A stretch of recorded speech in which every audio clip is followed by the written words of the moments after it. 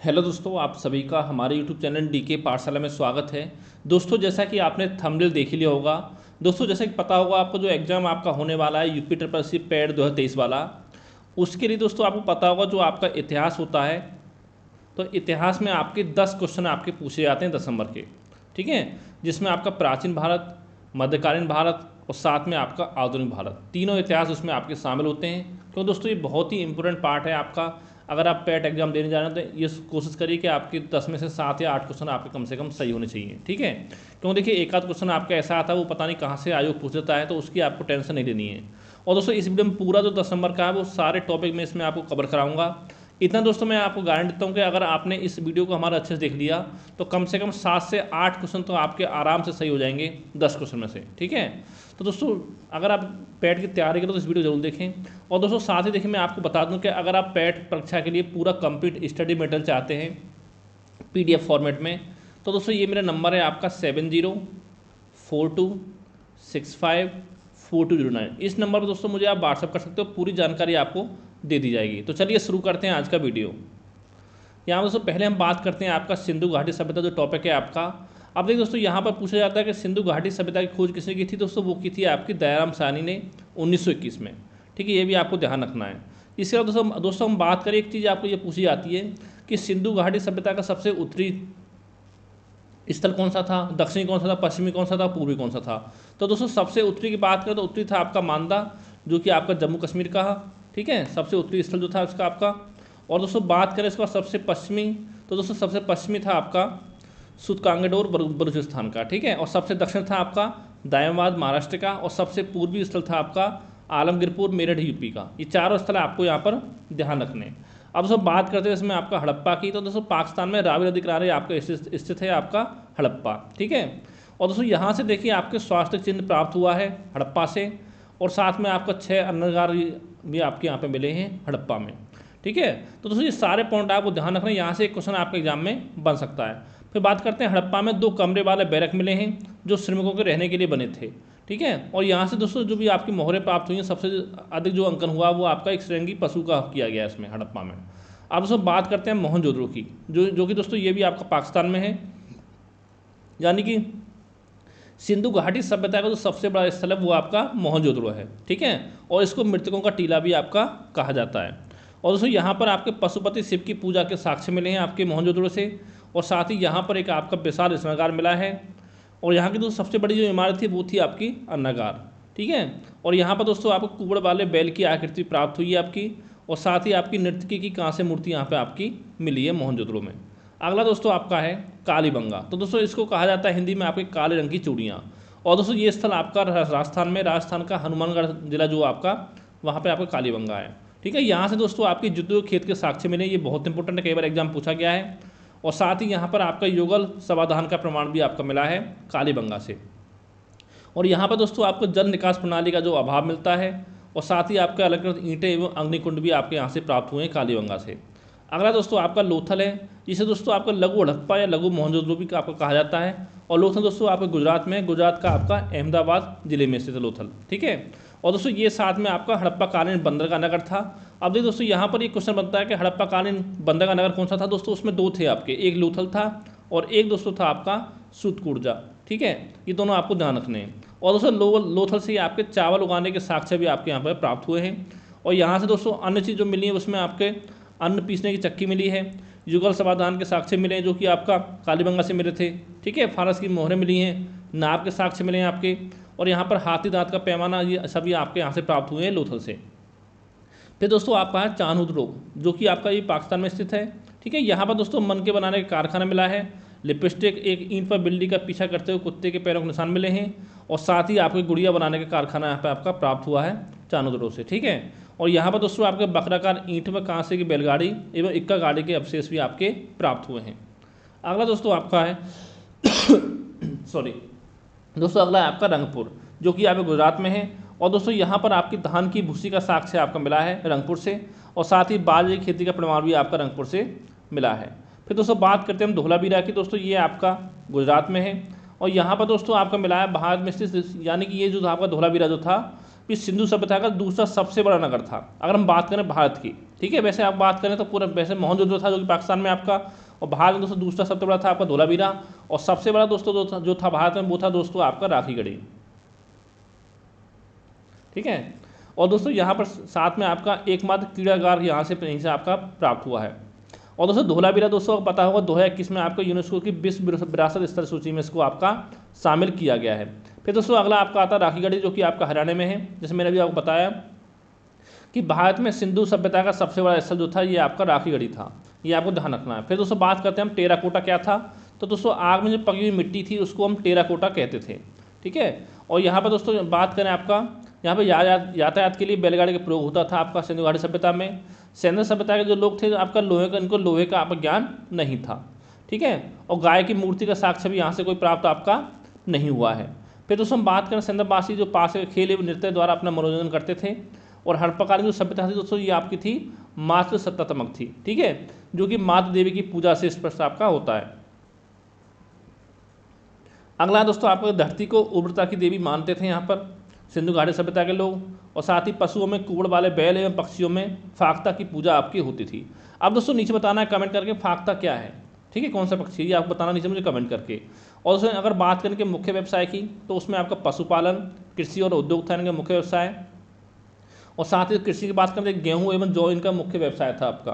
फिर दोस्तों बनवाली जो हरियाणा में यहाँ से बढ़िया किस्म के जौ के साक्ष्य आपके प्राप्त हुए हैं, ये भी आपको ध्यान रखना है। और दोस्तों जो उनका व्यापार था वो आपका वस्तु विनिमय प्रणाली पर आपका आधारित था। ठीक है, और सूती एवं ऊनी वस्त्रों का प्रयोग यहाँ पर किया जाता था। और जो हड़प्पा लिपि थी दोस्तों वो मुख्यतः आपकी थी चित्रलेखात्मक थी। और दोस्तों बनवाली से ही आपके मिट्टी के बने हल का प्रमाण आपका मिला है बनवाली से, जो कि आपका हरियाणा में है। और मन के बनाने कारखाने कहाँ मिले हैं आपके लोथल में और आपका चनोदड़ो में। ठीक है, और दोस्तों रंगपुर और लोथल से चावल के दाने मिले हैं। पर्दा प्रथा व वैश्यावृत्ति जो थी आपकी यहाँ पर प्रचलित थी, ये भी आपको ध्यान रखना है। और लोथल व कालीबंगा से युग्म समाधियाँ आपकी मिली हैं। तो दोस्तों ये हो गया आपका सिंधु घाटी सभ्यता। अब दोस्तों बात करते हैं हम आपका वैदिक सभ्यता के बारे में। तो दोस्तों जो आपकी वैदिक सभ्यता थी ये आपकी ग्रामीण थी, और जो इनकी आर्यों की भाषा थी दोस्तों वो थी आपकी संस्कृत। ठीक है, और दोस्तों जो आर्यों की प्रशासनिक इकाई दोस्तों होती थी 5 थी आपकी, कौन कौन सी? कुल, ग्राम, विश्व, जन और आपका राष्ट्र है। और दोस्तों जो आपका बाजपति किसे कहते थे? तो दोस्तों गोचर भूमि का जो अधिकारी होता था उससे आपका बाजपति कहा जाता था। और जो उग्र जो था दोस्तों अपराधियों को पकड़ने का कार्य करता था आपका उग्र। ठीक है, और पता होगा सभा एवं समिति जो थी आपको राजा को सलाह देने वाली दो आपकी संस्था थी, सभा एवं समिति। ठीक है, और दोस्तों बात करें अमाजू किसे कहा जाता था? तो दोस्तों ऐसी महिलाएं जो आपके जीवन भर शादी नहीं करती थी यानी कि अविवाहित रहती थी उनको आपका अमाजू कहा जाता था। और जो आपका उपाध्याय कौन थे? तो दोस्तों जीव को पाठ देंगे जो आपका वेद वेदांग पढ़ने वाले जो अध्यापक होते थे उनको आपका उपाध्याय कहा जाता था। और बात करें हम सोमरस की दोस्तों, ये आपका आर्यों का मुख्य जो आपका पेय पदार्थ था आपका सोमरस। और इनका जो मुख्य व्यवसाय था आर्यों का वो था दोस्तों पशुपालन और साथ में आपका कृषि। और दोस्तों एक शब्द यूज होता था यहाँ पे आपका अधन्या। ठीक है, यानी कि नाम मारे जाने योग्य पशु को आपका अधन्या कहा जाता था, यानी कि गाय को कहा जाता था आपका अधन्या। और जो आर्यों का प्रिय पशु था दोस्तों वो था आपका घोड़ा। और जो आर्यों का सर्वाधिक प्रसिद्ध यानी सर्वाधिक प्रिय देवता था वो थे आपके इंद्र। ठीक है, और विश्व का सबसे बड़ा महाकाव्य पता है वो कौन सा है? वो दोस्तों आपका महाभारत है, जिसको कि आपका जय संहिता पहले आपका कहा जाता था। ठीक है, और बात करें इंद्र की दोस्तों, युद्ध का नेता एवं वर्षा का देवता आपका इंद्र थे। ठीक है, और देवता एवं मनुष्य के बीच जो मध्यस्थ का काम करते थे वो थे आपके अग्नि। ठीक है, और सोम दोस्तों ये आपके वनस्पति देवता थे। और वरुण दोस्तों जो थे वो आपके पृथ्वी एवं सूर्य के निर्माता थे, साथ में आपका समुद्र का देवता भी इनको कहा जाता था। और बात करें मरुत की तो दोस्तों ये आपके आंधी तूफान के देवता थे आपका मरुत। ठीक है दोस्तों, जितने भी पॉइंट मैं आपको बता रहा हूँ ये सारे आपको याद करने, या तो इनको पढ़ लो या इनको आपको नोट कर लो। ठीक है, और पढ़ना है तो कम से कम दोस्तों इस वीडियो को अच्छे से देखें, तो कम से कम 2 से 3 बार। और इन सब के नोट्स चाहते मैं बता चुका हूँ पहले आपको कि ये मेरा नंबर है 7042654209। इस नंबर दोस्तों आपको मैसेज करना है, तो पूरा स्टडी मटेरियल के संबंध में आपको जानकारी दे दी जाएगी कैसे कहाँ मिलेगा आपको। ठीक है, अगला दोस्तों आपका है कि सत्यमेव जयते जो आपका वो आपका मुंडकोपनिषद से लिया गया है। ठीक है, और मुंडकोपनिषद जो था उसमें यज्ञ की तुलना आपकी फूटी हुई नाव से की गई है, ये भी आपको ध्यान रखना है। फिर दोस्तों आपका उत्तर वैदिक काल में जो सर्वाधिक प्रिय देवता था दोस्तों वो थे आपके प्रजापति। फिर दोस्तों बात करें हम नचिकेता यम का संवाद जो वो आपको मिलता है कठोपनिषद में। ठीक है, और बृहदारण्य उपनिषद में जो आपका पुनर्जन्म का सिद्धांत मिलता है, एवं याज्ञवल्क्य गार्गी संवाद का भी आपका यहाँ पर वर्णन मिलता है। अब दोस्तों एक क्वेश्चन बन सकता है कि वेदांग कितने होते हैं? दोस्तों 6 आपके वेदांग हैं, कौन कौन से? शिक्षा, कल्प, व्याकरण, निरुक्त, छंद और साथ में आपका ज्योतिष। और दोस्तों बात करें सबसे प्राचीन जो स्मृति ग्रंथ था दोस्तों, वो था आपका मनुस्मृति। और जो आपके आरण्यक की बात किया जाए, आपके 7 हैं, ठीक है। और ऋषियों द्वारा जंगलों में की जाने वाली रचना को कह सकते हैं हम आरण्यक, ठीक है। और बात करें आपके उपनिषदों की संख्या कितनी है दोस्तों, वो आपकी 108 है। पुराण कितने हैं, वो दोस्तों आपके 18 हैं। अगर हम बात करें हम इंपोर्टेंट पुराण की, तो इसमें एक आपका आता है मत्स्य पुराण, जो सबसे प्राचीन था आपका, जिसमें आपका 7 वाहन वंश का भी वर्णन किया गया है। और साथ ही इसमें ये आपका मत्स्य पुराण में आपके विष्णु के 10 अवतारों का भी आपका वर्णन किया गया है। फिर दोस्तों बात आती है आपकी विष्णु पुराण की। तो दोस्तों यहाँ पर आपका मौर्य वंश का वर्णन किया गया है विष्णु पुराण में, और वायु पुराण में आपका गुप्त वंश का वर्णन आपका किया गया है। और दोस्तों एक था आपका शब्द यूज होता था वेदत्रयी, ठीक है, यानी 3 वेदों को मिलाकर ऋग्वेद, सामवेद, यजुर्वेद को मिलाकर कहा जाता था आपका वेदत्रयी, ठीक है, जिसमें आपके अर्थवेद को शामिल आपका नहीं किया गया इसमें। फिर दोस्तों बात करें आपका प्रस्थान त्रयी क्या था, वो थे आपके ब्रह्मसूत्र, भगवद गीता और साथ में आपका उपनिषद। और दोस्तों आर्य की अगर बात करें सबसे प्रमुख नदी के बारे में दोस्तों, वो थी आपकी सिंधु, यानी कि इसका वर्णन सबसे अधिक बार आपका वर्णन किया गया है, ठीक है। और यानी कि नदी तमा, यानी कि सर्वश्रेष्ठ नदी जो कहा जाता था, वो थी आपकी सरस्वती नदी थी सर्वश्रेष्ठ नदी।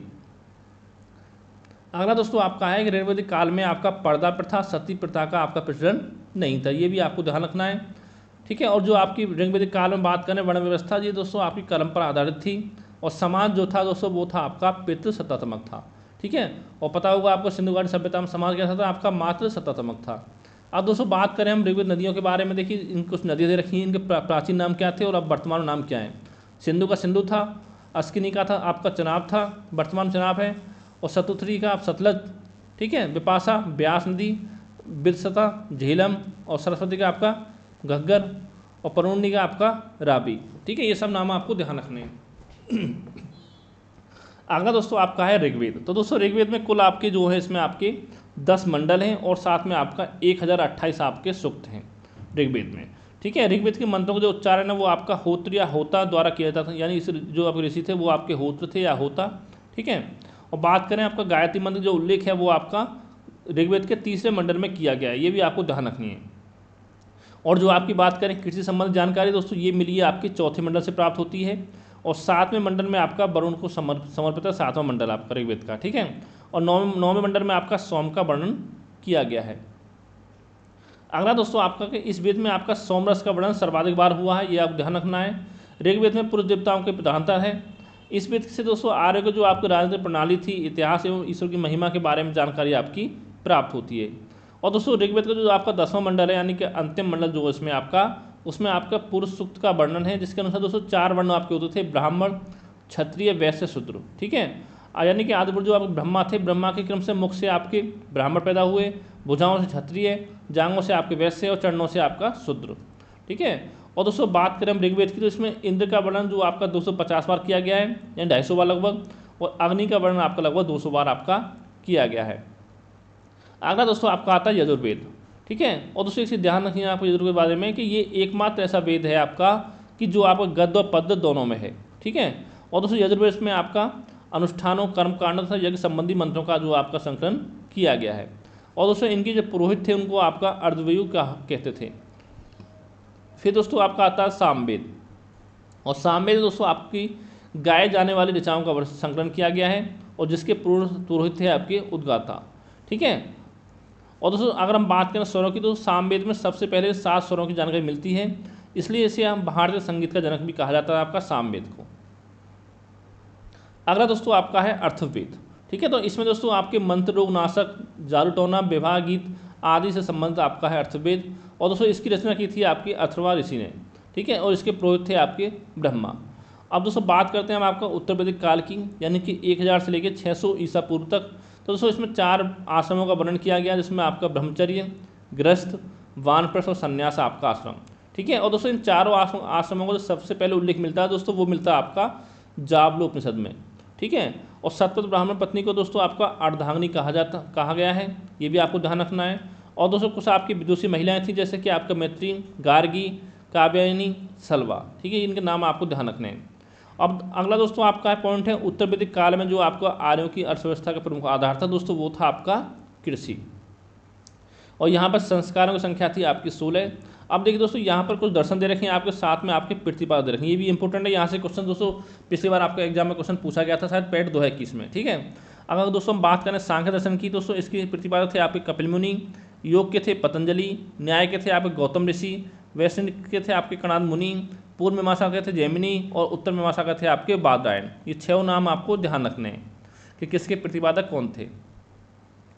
अगला दोस्तों आपको यहाँ पर कुछ इंपोर्टेंट विभाग आपको दे रखे हैं। अगर हम बात करें अनुलोम विभाग की, इसमें क्या होता था दोस्तों, पुरुष जो होता था वो आपका उच्च जाति का होता था और साथ ही महिला आपकी निम्न जाति की आपकी होती थी। और हम बात करें प्रतिलोम विभाग में दोस्तों, यहाँ पर उल्टा होता था, पुरुष आपका निम्न जाति का, महिला आपकी उच्च जाति की। फिर दोस्तों आपका आता है देव विभाग, ठीक है। और दोस्तों इसमें क्या था, इसमें जो आपका ब्राह्मण यज्ञ करता था उससे अपनी पुत्री का विवाह किया जाता था आपका देव विवाह में। और जो आपका आर्य विवाह था दोस्तों, इसमें कन्या का जो पिता होता था, जो वर था, वर के घर वालों से हमें गाय लेकर कन्या के विवाह आपका करता था। और बात करें असुर विवाह की दोस्तों, तो यहाँ पर दोस्तों यानी कि कन्या को बेचकर कुछ मूल्य लेकर वर से तब इसका विवाह किया जाता था। फिर दोस्तों आपका आता है पिशाच विवाह। तो दोस्तों जो विवाह आपका जबरदस्ती किया जाता था उसको आप पिशाच विवाह कहा जाता था। और राक्षस विवाह में क्या होता था कि विवाह में वधू का अपहरण किया जाता था, तब उससे विवाह किया जाता था, ठीक है। फिर दोस्तों एक विवाह था आपका गंधर्व विवाह, यानी कि इसको हम लव मैरिज कह सकते हो, प्रेम विवाह आपका कहा जाता था। अगला दोस्तों आपका है भरत कबीले का सर्वप्रथम उल्लेख दोस्तों किया गया आपका ऋग्वेद में, ये ध्यान रखना है आपको। और 4 वर्णों का सर्वप्रथम उल्लेख किया गया आपका ऐत्रेय ब्राह्मण में। और पुनर्जन्म का सर्वप्रथम उल्लेख किया गया आपका शतपथ ब्राह्मण में और आपका बृहदारण्यक उपनिषद में किया गया है, ठीक है। अब दोस्तों हम बात करें आपका ऋग्वेदिक काल में सर्वाधिक प्रयुक्त होने में धातु कौन सी थी दोस्तों, वो थी आपकी अयस यानी कि कांस्य या तांबा जिसको कहा जाता था। अगला दोस्तों आपका बौद्ध धर्म, ठीक है दोस्तों, ये भी इंपॉर्टेंट है, यानी कि बौद्ध धर्म जैन धर्म से एक क्वेश्चन बनने की संभावना आपकी रहती है, चाहे आपका पैट का एग्जाम होता है, यूपीपीसीएस का एग्जाम हो, चाहे आपका आरओ का एग्जाम हो, ठीक है। यहाँ से क्वेश्चन आपके बनने की संभावना आपकी रहती है। अब दोस्तों बात करें बौद्ध धर्म के संस्थापक कौन थे दोस्तों, वो थे आपके गौतम बुद्ध, जिनका जन्म आपका लुम्बिनी में हुआ था। और इनके बचपन का नाम दोस्तों था आपका सिद्धार्थ, उनके पिता का नाम था आपका शुद्धोधन, यानी कि आपके जो इनके पिता थे वो आपके सांख्य वंश से संबंधित थे। ये भी क्वेश्चन आपका पूछा जाता है एग्जाम में। और इनकी माता का नाम था माया देवी, इनकी पत्नी का नाम था यशोधरा और पुत्र का नाम था राहुल। और दोस्तों जब बुद्ध के गृह त्याग करने की घटना को हम कहते हैं आपका महाभिनिष्क्रमण, ठीक है, ये भी आपको याद रखना है। और धर्म चक्र परिवर्तन कहते हैं जो बुद्ध के प्रथम प्रवचन को, और महापरिनिर्वाण कहते हैं आपके बुद्ध की मृत्यु की घटना को कहते हैं महापरिनिर्वाण। और दोस्तों जो बुद्ध के प्रथम गुरु थे दोस्तों वो थे आपके आलार कलाम, ये भी आपको ध्यान रखना है। और दोस्तों इन्होंने 35 वर्ष की आयु में आपका बैसाख पूर्णिमा के दिन आपका बोधगया में पीपल के वृक्ष के नीचे आपका ज्ञान प्राप्त किया था, जिसे आपका संबोधि कहा गया है, ठीक है। तभी से जो गौतम बुद्ध थे वो आपका बुद्ध कहलाते थे। और साथ ही पीपल जो वृक्ष था उसको आपका बोधि वृक्ष मतलब कहा जाता है उसके बाद, ठीक है। और दोस्तों बात करें बुद्ध ने अपने ज्ञान का प्रथम प्रवचन कहाँ दिया था दोस्तों, ये दिया था आपका ऋषिपतन सारनाथ में। अब दोस्तों बात करते हैं कि बुद्ध से संबंधित महत्वपूर्ण घटना और उनके प्रतीक। अगर हम बात करें कमल की दोस्तों, बुद्ध के जन्म से संबंधित कमल आपका, घोड़ा यानी गृह त्याग से संबंधित है, बोधि वृक्ष ज्ञान प्राप्ति से संबंधित है और धर्म चक्र से संबंधित है आपका प्रथम उपदेश से, ठीक है। अगर दोस्तों आपकी बात करते हैं गौतम बुद्ध की मृत्यु हुई थी कुशीनगर यानी कुशीनारा में। और बुद्ध ने सर्वाधिक जो उपदेश दिए थे दोस्तों वो दिए थे आपके श्रावस्ती में। और दोस्तों त्रिरत्न की बात की जाए तो बुद्ध धम्म और संघ को तीनों को मिलाकर आपका त्रिरत्न कहा जाता तीनों को, ठीक है। और बुद्ध ने अपने उपदेशों का प्रचार दोस्तों वो आपके पाली भाषा में किया था। और दोस्तों बौद्ध धर्म जो था आपका इसमें ईश्वर और आत्मा को कहीं नहीं मानता है। और बात करें हम त्रिपिटक की तो दोस्तों विनय पिटक, सुत्त पिटक और आपका अभिधम पिटक, ये तीनों मिला के आपका त्रिपिटक कहलाते हैं। और बात करें हम विनय पिटक की दोस्तों, इसमें बौद्ध धर्म के नियमों का वर्णन किया गया है। और सुत्त पिटक में किया गया आपका धार्मिक विचारों और वचनों का वर्ण संग्रहण किया गया है। और जो आपका अभिधम पिटक है इसमें आपका बौद्ध दर्शन का वर्णन किया गया है। और दोस्तों जो आपके 16 महाजनपद थे इनका वर्णन जो किया गया वो आपका अंगुत्तर निकाय में आपका किया गया है, ये भी आपको ध्यान रखना है। और जो दोस्तों आपका मिलिंद पानो है उसमें आपका बौद्ध भिक्षुक जो थे नागसेन एवं यूनानी जो आपके राजा थे, ठीक है, मिनांडर, उनका दार्शनिक वार्तालाप आपका किया गया है। और बात करें हम जातक की तो दोस्तों बुद्ध के पूर्व जन्म की जो कथाओं का वर्णन किया गया आपका जातक में सॉरी। अब दोस्तों हम बात करते हैं आपका बौद्ध संगतियों के बारे में। तो पता ही होगा यहाँ पर 4 संगति आपकी हुई हैं। जो दोस्तों प्रथम बौद्ध संगति हुई थी दोस्तों वो आपके राजगृह में हुई थी 483 ईसा पूर्व में। और जो इसके अध्यक्ष थे दोस्तों वो थे आपके महाकश्यप। और साथ में इसके जो शासनकाल था उस समय वो था शासनकाल आपका अजातशत्रु का, ठीक है। हम बात करें द्वितीय बौद्ध संगति की, ये आपकी वैशाली में हुई थी 383 ईसा पूर्व में। इसके समय इसके अध्यक्ष थे आपके सावकामी और इसका शासनकाल था उस समय आपका कालाशोक का। और जो आपकी तृतीय बौद्ध संगति हुई थी दोस्तों वो आपकी हुई थी पाटलिपुत्र में 250 ईसा पूर्व के आसपास में। और इसके अध्यक्ष थे आपकी मोगलीपुत्र तिस्स, ठीक है। और शासनकाल था आपका सम्राट अशोक का। और चौथी बौद्ध संगति आपकी हुई थी कुंडलवन में ईस्वी की प्रथम शताब्दी में। उस समय इसके अध्यक्ष थे आपके वसुमित्र और शासनकाल था आपका कनिष्क का। और दोस्तों एक चीज़ आपको और ध्यान रखनी है कि हीनयान महायान संप्रदाय में जो विभाजन हुआ था बौद्ध धर्म का, वो आपका चौथी बौद्ध संगति के समय पे आपका हुआ था। अगला दोस्तों आपका है कि गौतम बुद्ध को आपका एशिया का ज्योतिपुंज भी कहा जाता है, ये भी आपको ध्यान रखना है। और बात करें महात्मा बुद्ध के अनुयायी जो शासक थे, तो दोस्तों वो थे आपके आनंद, उपाली, जीवक, सारिपुत्र, अजातशत्रु, अशोक, यशोधरा और आपका प्रसेनजीत। ठीक, कम से कम 3-4 नाम तो आपको याद रखना है, अजातशत्रु, अशोक, यशोधरा और आपका प्रसेनजीत। अब दोस्तों हम बात करते हैं आपका जैन धर्म की। तो दोस्तों जैन धर्म के संस्थापक थे और इसके प्रथम तीर्थकर थे दोस्तों वो थे आपके ऋषभदेव। 23वें तीर्थकर थे आपके पार्श्वनाथ और 24वें और आपके अंतिम तीर्थकर थे दोस्तों आपका महावीर स्वामी। ठीक है, और जो आपके जैन धर्म की उत्पत्ति हुई दोस्तों वो आपकी जिनसे हुई है, तो जिसका अर्थ होता है, जिनका अर्थ होता है आपका विजेता। और महावीर स्वामी का जो जन्म हुआ था वो आपका कुंडग्राम में हुआ था। और दोस्तों इनके जो प्रथम शिष्य थे महावीर स्वामी के, वो थे आपके जमाली, जो कि बाद में जाके महावीर स्वामी के आपके दामाद थे, पता होना चाहिए आपको। और दोस्तों साथ में बात करें हम जैन धर्म में आपका पूर्ण ज्ञान के लिए आपका कैवल्य शब्द का आपका प्रयोग किया गया है। और दोस्तों महावीर स्वामी को जरम्बिक ग्राम के समीप ऋजुपालका नदी के तट पर एक साल वृक्ष के नीचे, यानी उसके नीचे आपका कैवल्य यानी कि पूर्ण ज्ञान आपका प्राप्त हुआ था। ठीक है, जिसके बाद में वो केवलिन कहलाए।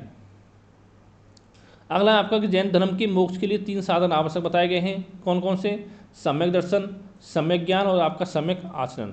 और दोस्तों बात करें हम जैन धर्म के 5 महाव्रत, तो इसमें अहिंसा, सत्य, अस्तेय, अपरिग्रह और ब्रह्मचर्य। तो दोस्तों जो आपके पार्श्वनाथ थे उन्होंने 4 स्टार्टिंग के 4 आपको बताए थे, और 5 में दोस्तों जो आपको जोड़ा गया था वो जोड़ा था महावीर स्वामी जी ने। ठीक है, और दोस्तों आपका अहिंसा थी दोस्तों जैन धर्म का आधारभूत बिंदु है आपका अहिंसा। आगम दोस्तों जैन साहित्य को आपका आगम कहा गया है। और भगवती सूत्र जो दोस्तों आपका महावीर स्वामी के जीवन पर प्रकाश डालता है, ये आपको ध्यान रखने हैं। और साथ ही साथ इसमें भगवती सूत्र में आपका 16 महाजनपदों का उल्लेख मिलता है। अब देख दोस्तों यहाँ पर एक क्वेश्चन ये बन जाता है आपका कि किस जैन साहित्य से आपका 16 महाजनपदों का उल्लेख मिलता है। दोस्तों वो मिलता है आपका भगवती सूत्र में। ठीक है, और दोस्तों जो आपके भद्रभाव थे इन्होंने कल्प सूत्र को संस्कृत में लिखा है, ये ध्यान रखना है आपको। और जैन धर्म के ग्रंथ जो आपका अर्धमागधी में लिखे गए हैं। ठीक है, और दोस्तों जो प्रथम जैन संगीति हुई थी वो आपका 310 ईसा पूर्व में हुई थी। और कहाँ हुई थी? पाटलिपुत्र में हुई थी। उसके अध्यक्ष थे आपका स्थूल भद्र। और इसका परिणाम दोस्तों ये हुआ था जो आपका जैन धर्म था वो श्वेतांबर और दिगंबर में आपका बांटा गया था। ठीक है, और जो दोस्तों जो आपके श्वेतांबर थे दोस्तों वो आपका स्थूल भद्र के शिष्य थे, यानी कि आपका श्वेत वस्त्र धारण आपके करते थे। और जो आपके दिगंबर थे वो आपके भद्रभाव के शिष्य थे, जो कि आपका नगर रहने वाले थे। ठीक है, अगला दोस्तों आपके द्वितीय जैन संघ थी, जो कि आपकी बल्लभी गुजरात में आपकी हुई थी। उस समय इसके अध्यक्ष थे आपके समाज श्रवण, और जैन ग्रंथों को अंतिम रूप से लिपिबद्ध किया गया है इसमें। ठीक है, द्वितीय जैन संगति में। और बात करें देखिए जैन धर्म में भी आपके ईश्वर की मान्यता नहीं है, और लेकिन जैन धर्म में आपका आत्मा की मान्यता है। ठीक है, और महावीर जो आपका पुनर्जन्म एवं कर्मवाद में विश्वास करते थे। और दोस्तों ये जो आपका कर्नाटक के श्रवणबेल गोला है उसमें बाहुबली की जो मूर्ति है आपकी, यानी गौमतेश्वर की मूर्ति का निर्माण किया गया था इस समय में। ठीक है, और जो गौमतेश्वर की प्रतिमा है दोस्तों वो आपका कायोत्सर्ग मुद्रा में है। ये दोस्तों आपके सब जैन धर्म के ही हैं। अब दोस्तों हम बात करते हैं कि महावीर स्वामी के जो अनुयायी शासक थे दोस्तों कौन कौन से थे।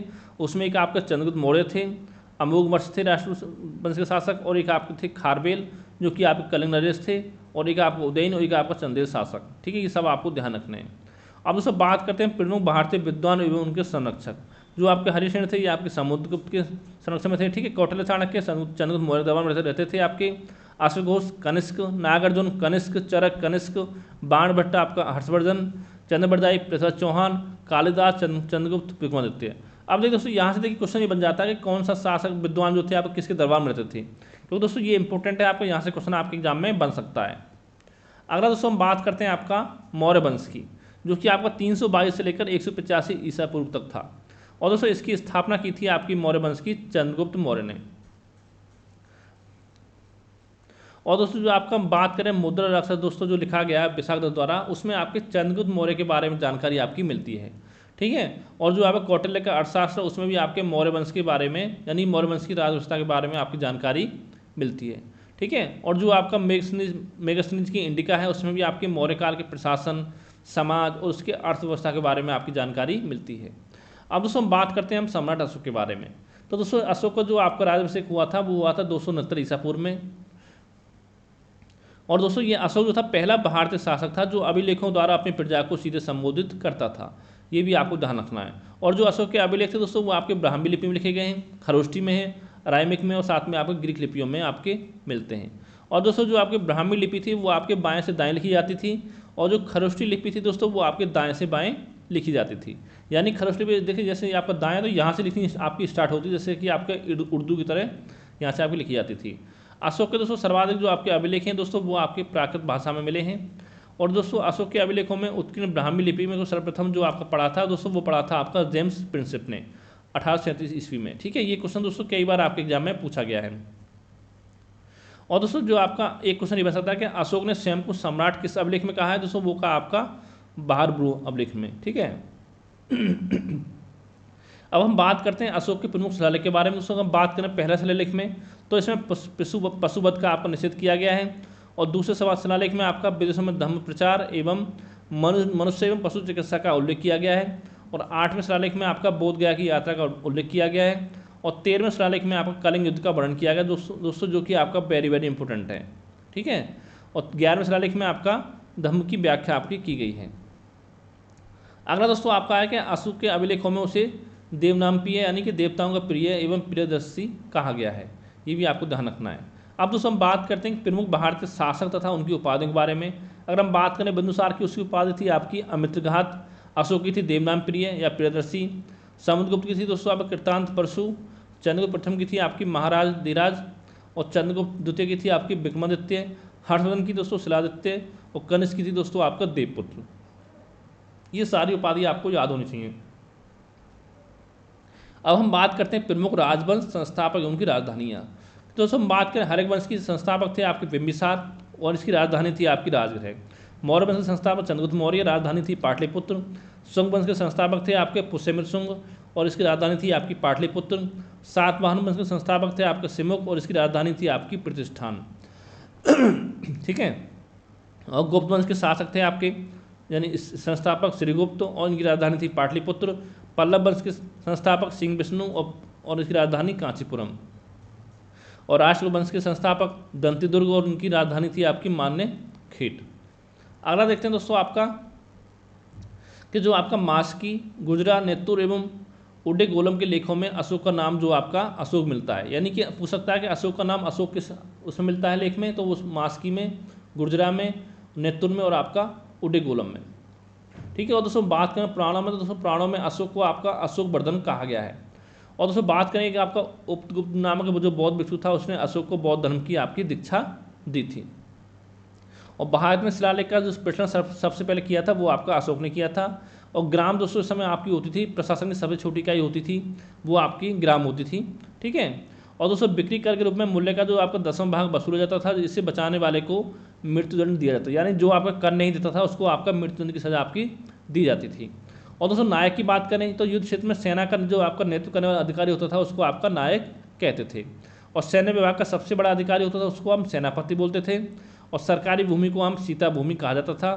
और दोस्तों बात करें आपका बिना वर्षा के अच्छी खेती होने वाली भूमि को कहा जाता था आपका अदेव मात्रक।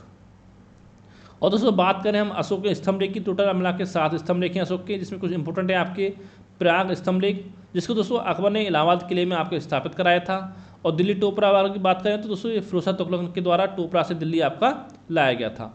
और दिल्ली मेरठ की बात करें दोस्तों ये भी आपका फिरोज शाह तुगलक द्वारा दिल्ली लाया गया था। और दोस्तों जो आपके कौशाम्बी अभिलेख था उसका, उसको रानी का अभिलेख भी कहते हैं। ठीक है। और जो अशोक का सबसे छोटा स्तंभलेख था वो आपका था रुम्मीदेई, ये भी आपको ध्यान रखना है। अब दोस्तों हम बात करते हैं आपका गुप्त साम्राज्य की। तो दोस्तों भारतीय जो इतिहास का स्वर्णिम युग था वो आपका गुप्त काल को कहा जाता है। और जो आपका श्रीगुप्त था, इस गुप्त वंश का संस्थापक था आपका श्रीगुप्त। और हम बात करें चंद्रगुप्त प्रथम की, 319 से लेकर 334 ईस्वी तक का कार्यकाल था। और दोस्तों ये चंद्रगुप्त जो था प्रथम गुप्त वंश का पहला प्रसिद्ध राजा था। ठीक है। और चंद्रगुप्त प्रथम ने ये आपका गुप्त संवत चलाया था अपने राजद्रोह के स्मारक के रूप में। अब दोस्तों बात करते हैं हम आपका समुद्रगुप्त की। तो इसका कार्यकाल था 335 ईस्वी से लेकर 380 ईस्वी तक। तो दोस्तों समुद्रगुप्त की विषम जानकारी आपकी हरिसेन रचित प्रयाग स्तंभ यानी कि इलाहाबाद स्तंभलेख से प्राप्त आपकी होती है, ये आपको ध्यान रखना है। ठीक है। और दोस्तों समुद्रगुप्त को आपका विंसेंट स्मिथ ने आपका भारत का नेपोलियन की उपाधि दी है। और समुद्रगुप्त को कविराज भी कहा जाता था। ठीक है। और समुद्रगुप्त के कई सिक्कों पर आपका बीड़ा वादन करते हुए दर्शाया गया, यानी कि ये संगीत प्रेमी थे, ऐसे पता चलता है। और समुद्रगुप्त को आपका अश्वमेधकर्ता, विक्रमंक, पराक्रमंक कहा जाता था। अब दोस्तों बात करते हैं हम चंद्रगुप्त द्वितीय की, यानी कि विक्रमादित्य। 380 से लेकर 412 ईस्वी में इनका कार्यकाल था। और दोस्तों जो आपके मेहरौली स्तंभ लिखे उसमें राजा चंद्र का वर्णन है, जिसकी पहचान आपकी चंद्रगुप्त द्वितीय से आपकी की गई है। ठीक है। और दोस्तों इसे सांची के अभिलेख में देवराज एवं प्रियव्रतसेन के अभिलेख में देवगुप्त कहा गया है, चंद्रगुप्त द्वितीय विक्रम यानी चंद्रगुप्त विक्रमादित्य को। और तो बात करें चंद्रगुप्त विक्रमादित्य के कार्यकाल में, आपके शासनकाल में चीनी बौद्ध यात्री जो था फायन, वो आपका भारत आया था इसी काल में। ठीक है। और दोस्तों शकों पर विजय के उपलक्ष्य में चंद्रगुप्त द्वितीय ने चांदी के सिक्के जारी किए थे और साथ में विक्रमादित्य की उपाधि भी आपकी धारण की थी। और ये क्वेश्चन बनता है कि चंद्रगुप्त द्वितीय के समय पर शिक्षा के प्रमुख केंद्र कौन कौन से थे दोस्तों? एक था आपका पाटलिपुत्र और एक था आपका उज्जैनी। और चंद्रगुप्त द्वितीय जो था दोस्तों परम भागवत की उपाधि धारण करने वाला प्रथम गुप्त शासक था। और साथ में चंद्रगुप्त द्वितीय को शक विजेता भी आपका कहा जाता है।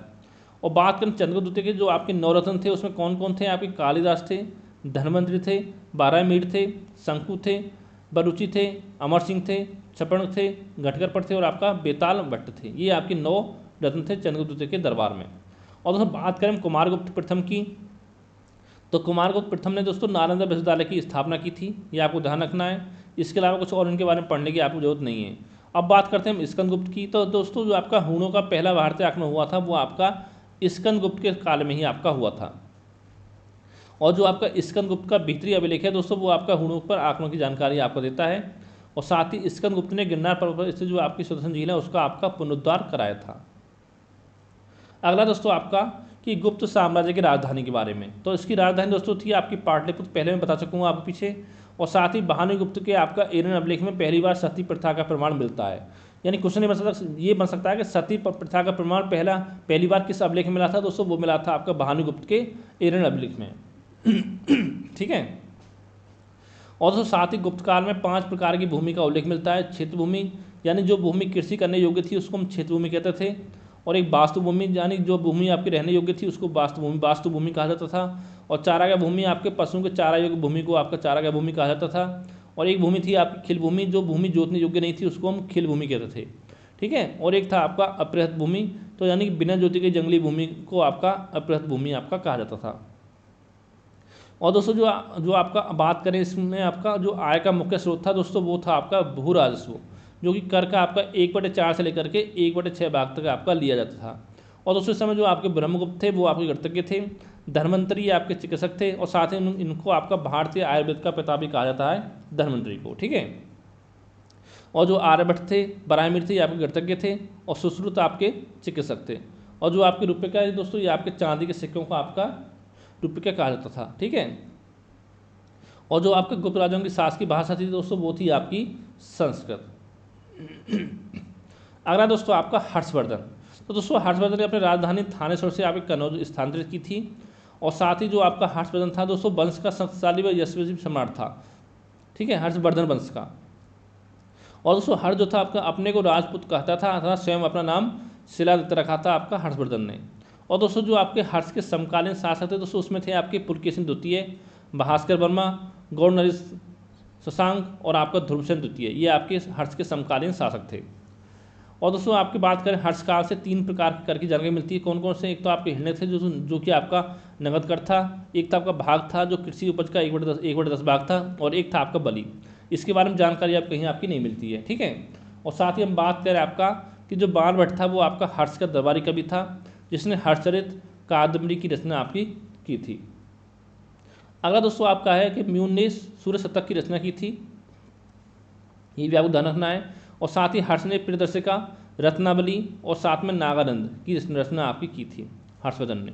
ठीक है। और दोस्तों जो आपका चीनी यात्री था हेनसुआंग, जो आपका हर्ष के शासनकाल में ही आपका भारत आया था, ये भी आपको ध्यान रखना है। और हेनसुआंग को यात्रियों का राजकुमार, नीति का पंडित एवं वर्तमान शाक्य मुनि कहा गया है आपका। और दोस्तों हेनसुआंग की जो पुस्तक थी वो थी आपकी सीयू की, ये भी आपको ध्यान रखना है। और दोस्तों हेनसुआंग के अनुसार जो आपके मथुरा था उस समय आपका सूती वस्त्रों की राजधानी थी, जबकि वाराणसी आपका रेशमी वस्त्रों के लिए प्रसिद्ध था और मथुरा आपका सूती वस्त्रों के लिए प्रसिद्ध था। ठीक है, हेनसुआंग के अनुसार। और दोस्तों आप जो हर्ष को अंतिम भारत का हिंदू सम्राट भी आपका माना जाता है। अगला है आपका राजपूत काल। तो अगर दोस्तों हम बात करें राजपूत काल की, इसमें दोस्तों एक आता है आपका गुर्जर प्रतिहार वंश, और इसमें दोस्तों आपका नागभट्ट प्रथम जो था गुर्जर प्रतिहार वंश का संस्थापक था, और जो सबसे शक्तिशाली शासक था प्रतिहार वंश का वो था दोस्तों आपका मिहिर भोज। और जो मिहिर भोज ने राजधानी बनाई थी वो आपकी कन्नौज में बनाई थी, और मिहिर भोज जो था आपका विष्णु भक्त था, और उसने विष्णु के सम्मान में आपका आदि बराह की उपाधि ग्रहण की थी।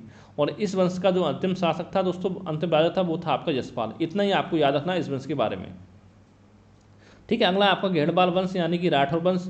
तो इसकी स्थापना की थी आपके चंद्रदेव ने, और जो इस वंश का सबसे शक्तिशाली राजा था दोस्तों वो था आपका गोविंद चंद्र, और जो अंतिम राजा था इस वंश का वो था आपका जयचंद्र, जो आपका पृथ्वीराज तृतीय का समकालीन था। और दोस्तों साथ ही कि मोहम्मद गौरी ने 1194 ईस्वी में जो आपका चंदावर का युद्ध हुआ था, चंदावर का, उसमें आपको जयचंद्र को हराया था, यानी जयचंद्र को मार दिया था, ठीक है। ये भी आपको ध्यान रखना है।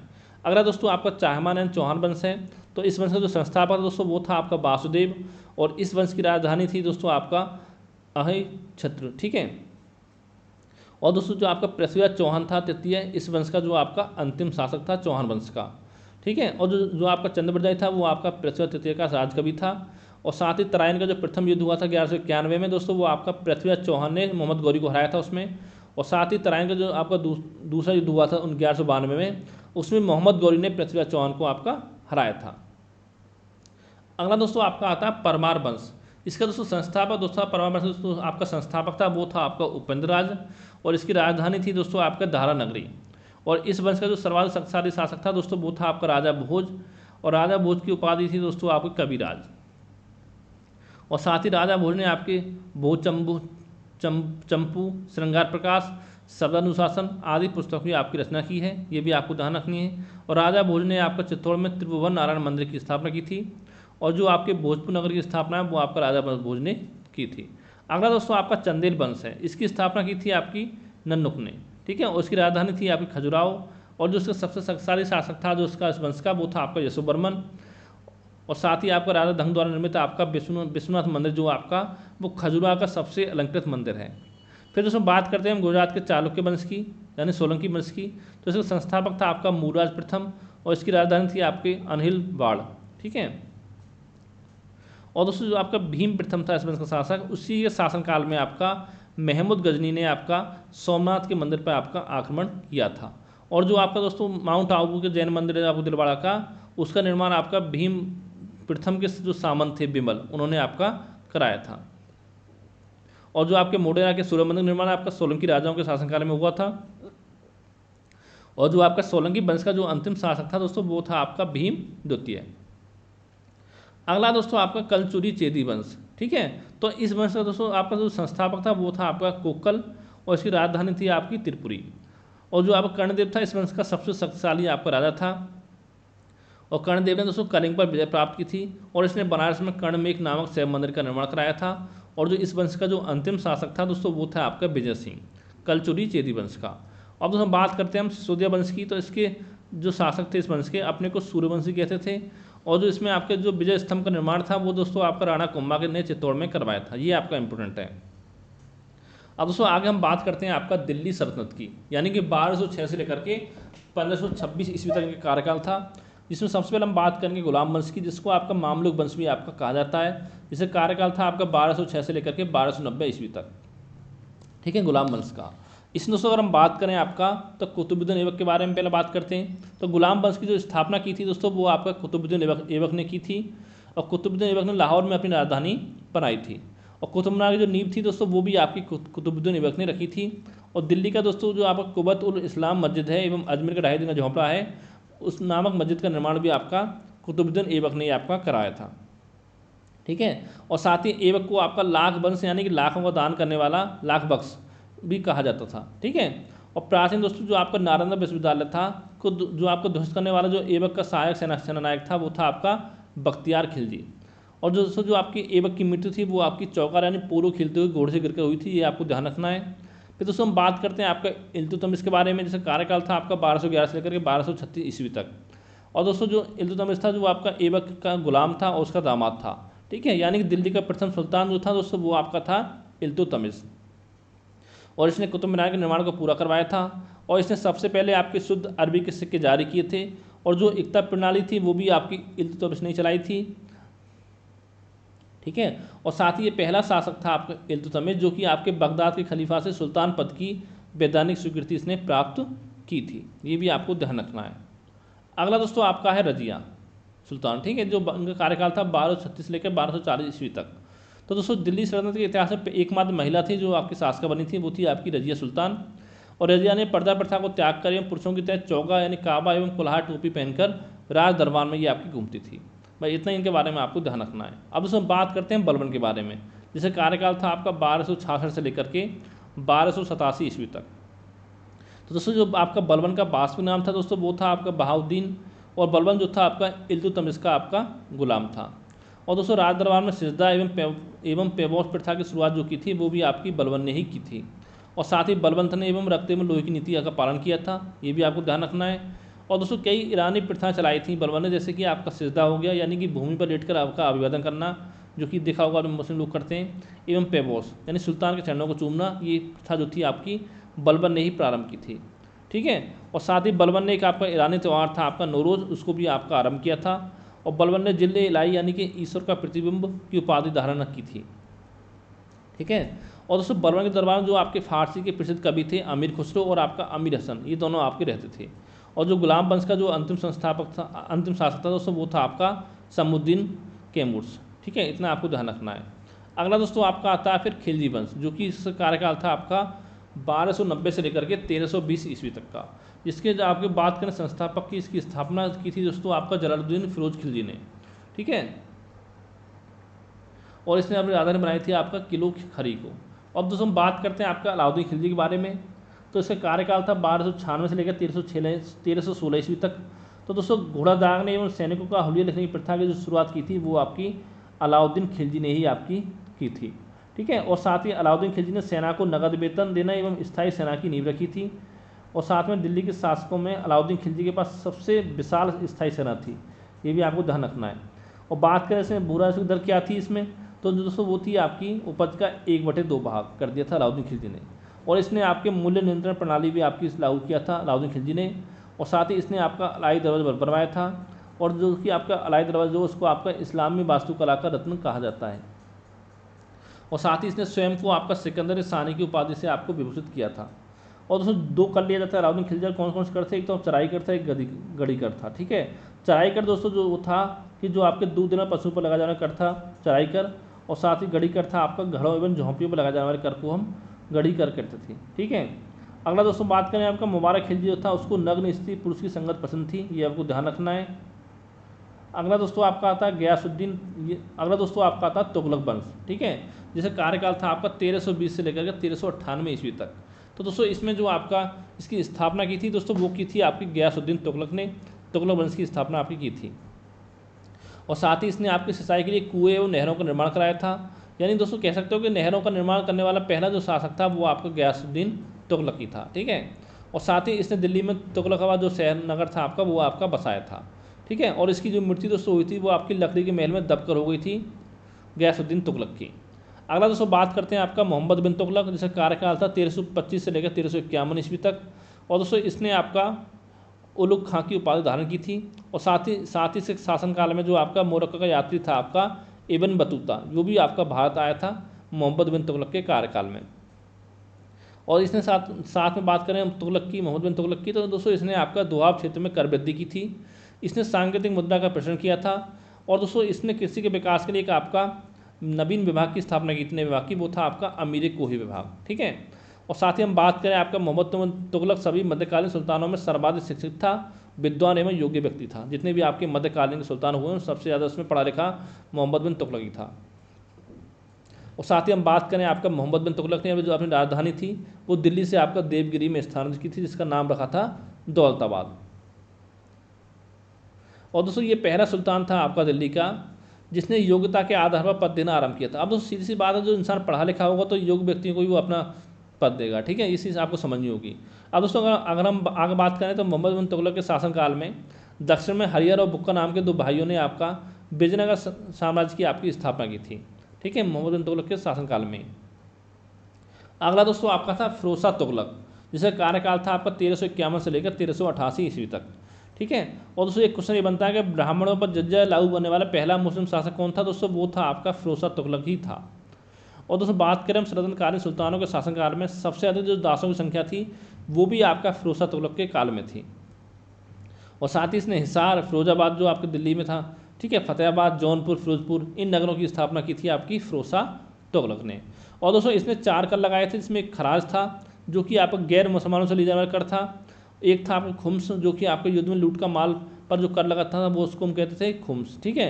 एक था आपका जजिया कर जो कि आपका गैर मुसलमानों पर लिया जाने वाला धार्मिक कर था, और जक़ात था जो आपका मुसलमानों से लिया जाने वाला धार्मिक कर। अगर दोस्तों हम बात करते हैं कि इसने न्याय कर, सिंचाई कर भी लगाया था जो कि आपका उपज का 1/10 भाग आपका होता था। और साथ ही इसने आपके अनाथ मुस्लिम महिलाओं, विधवाओं और लड़कियों की सहायता के लिए एक नए विभाग की स्थापना की थी जिसका नाम था आपका दीवान खैरात।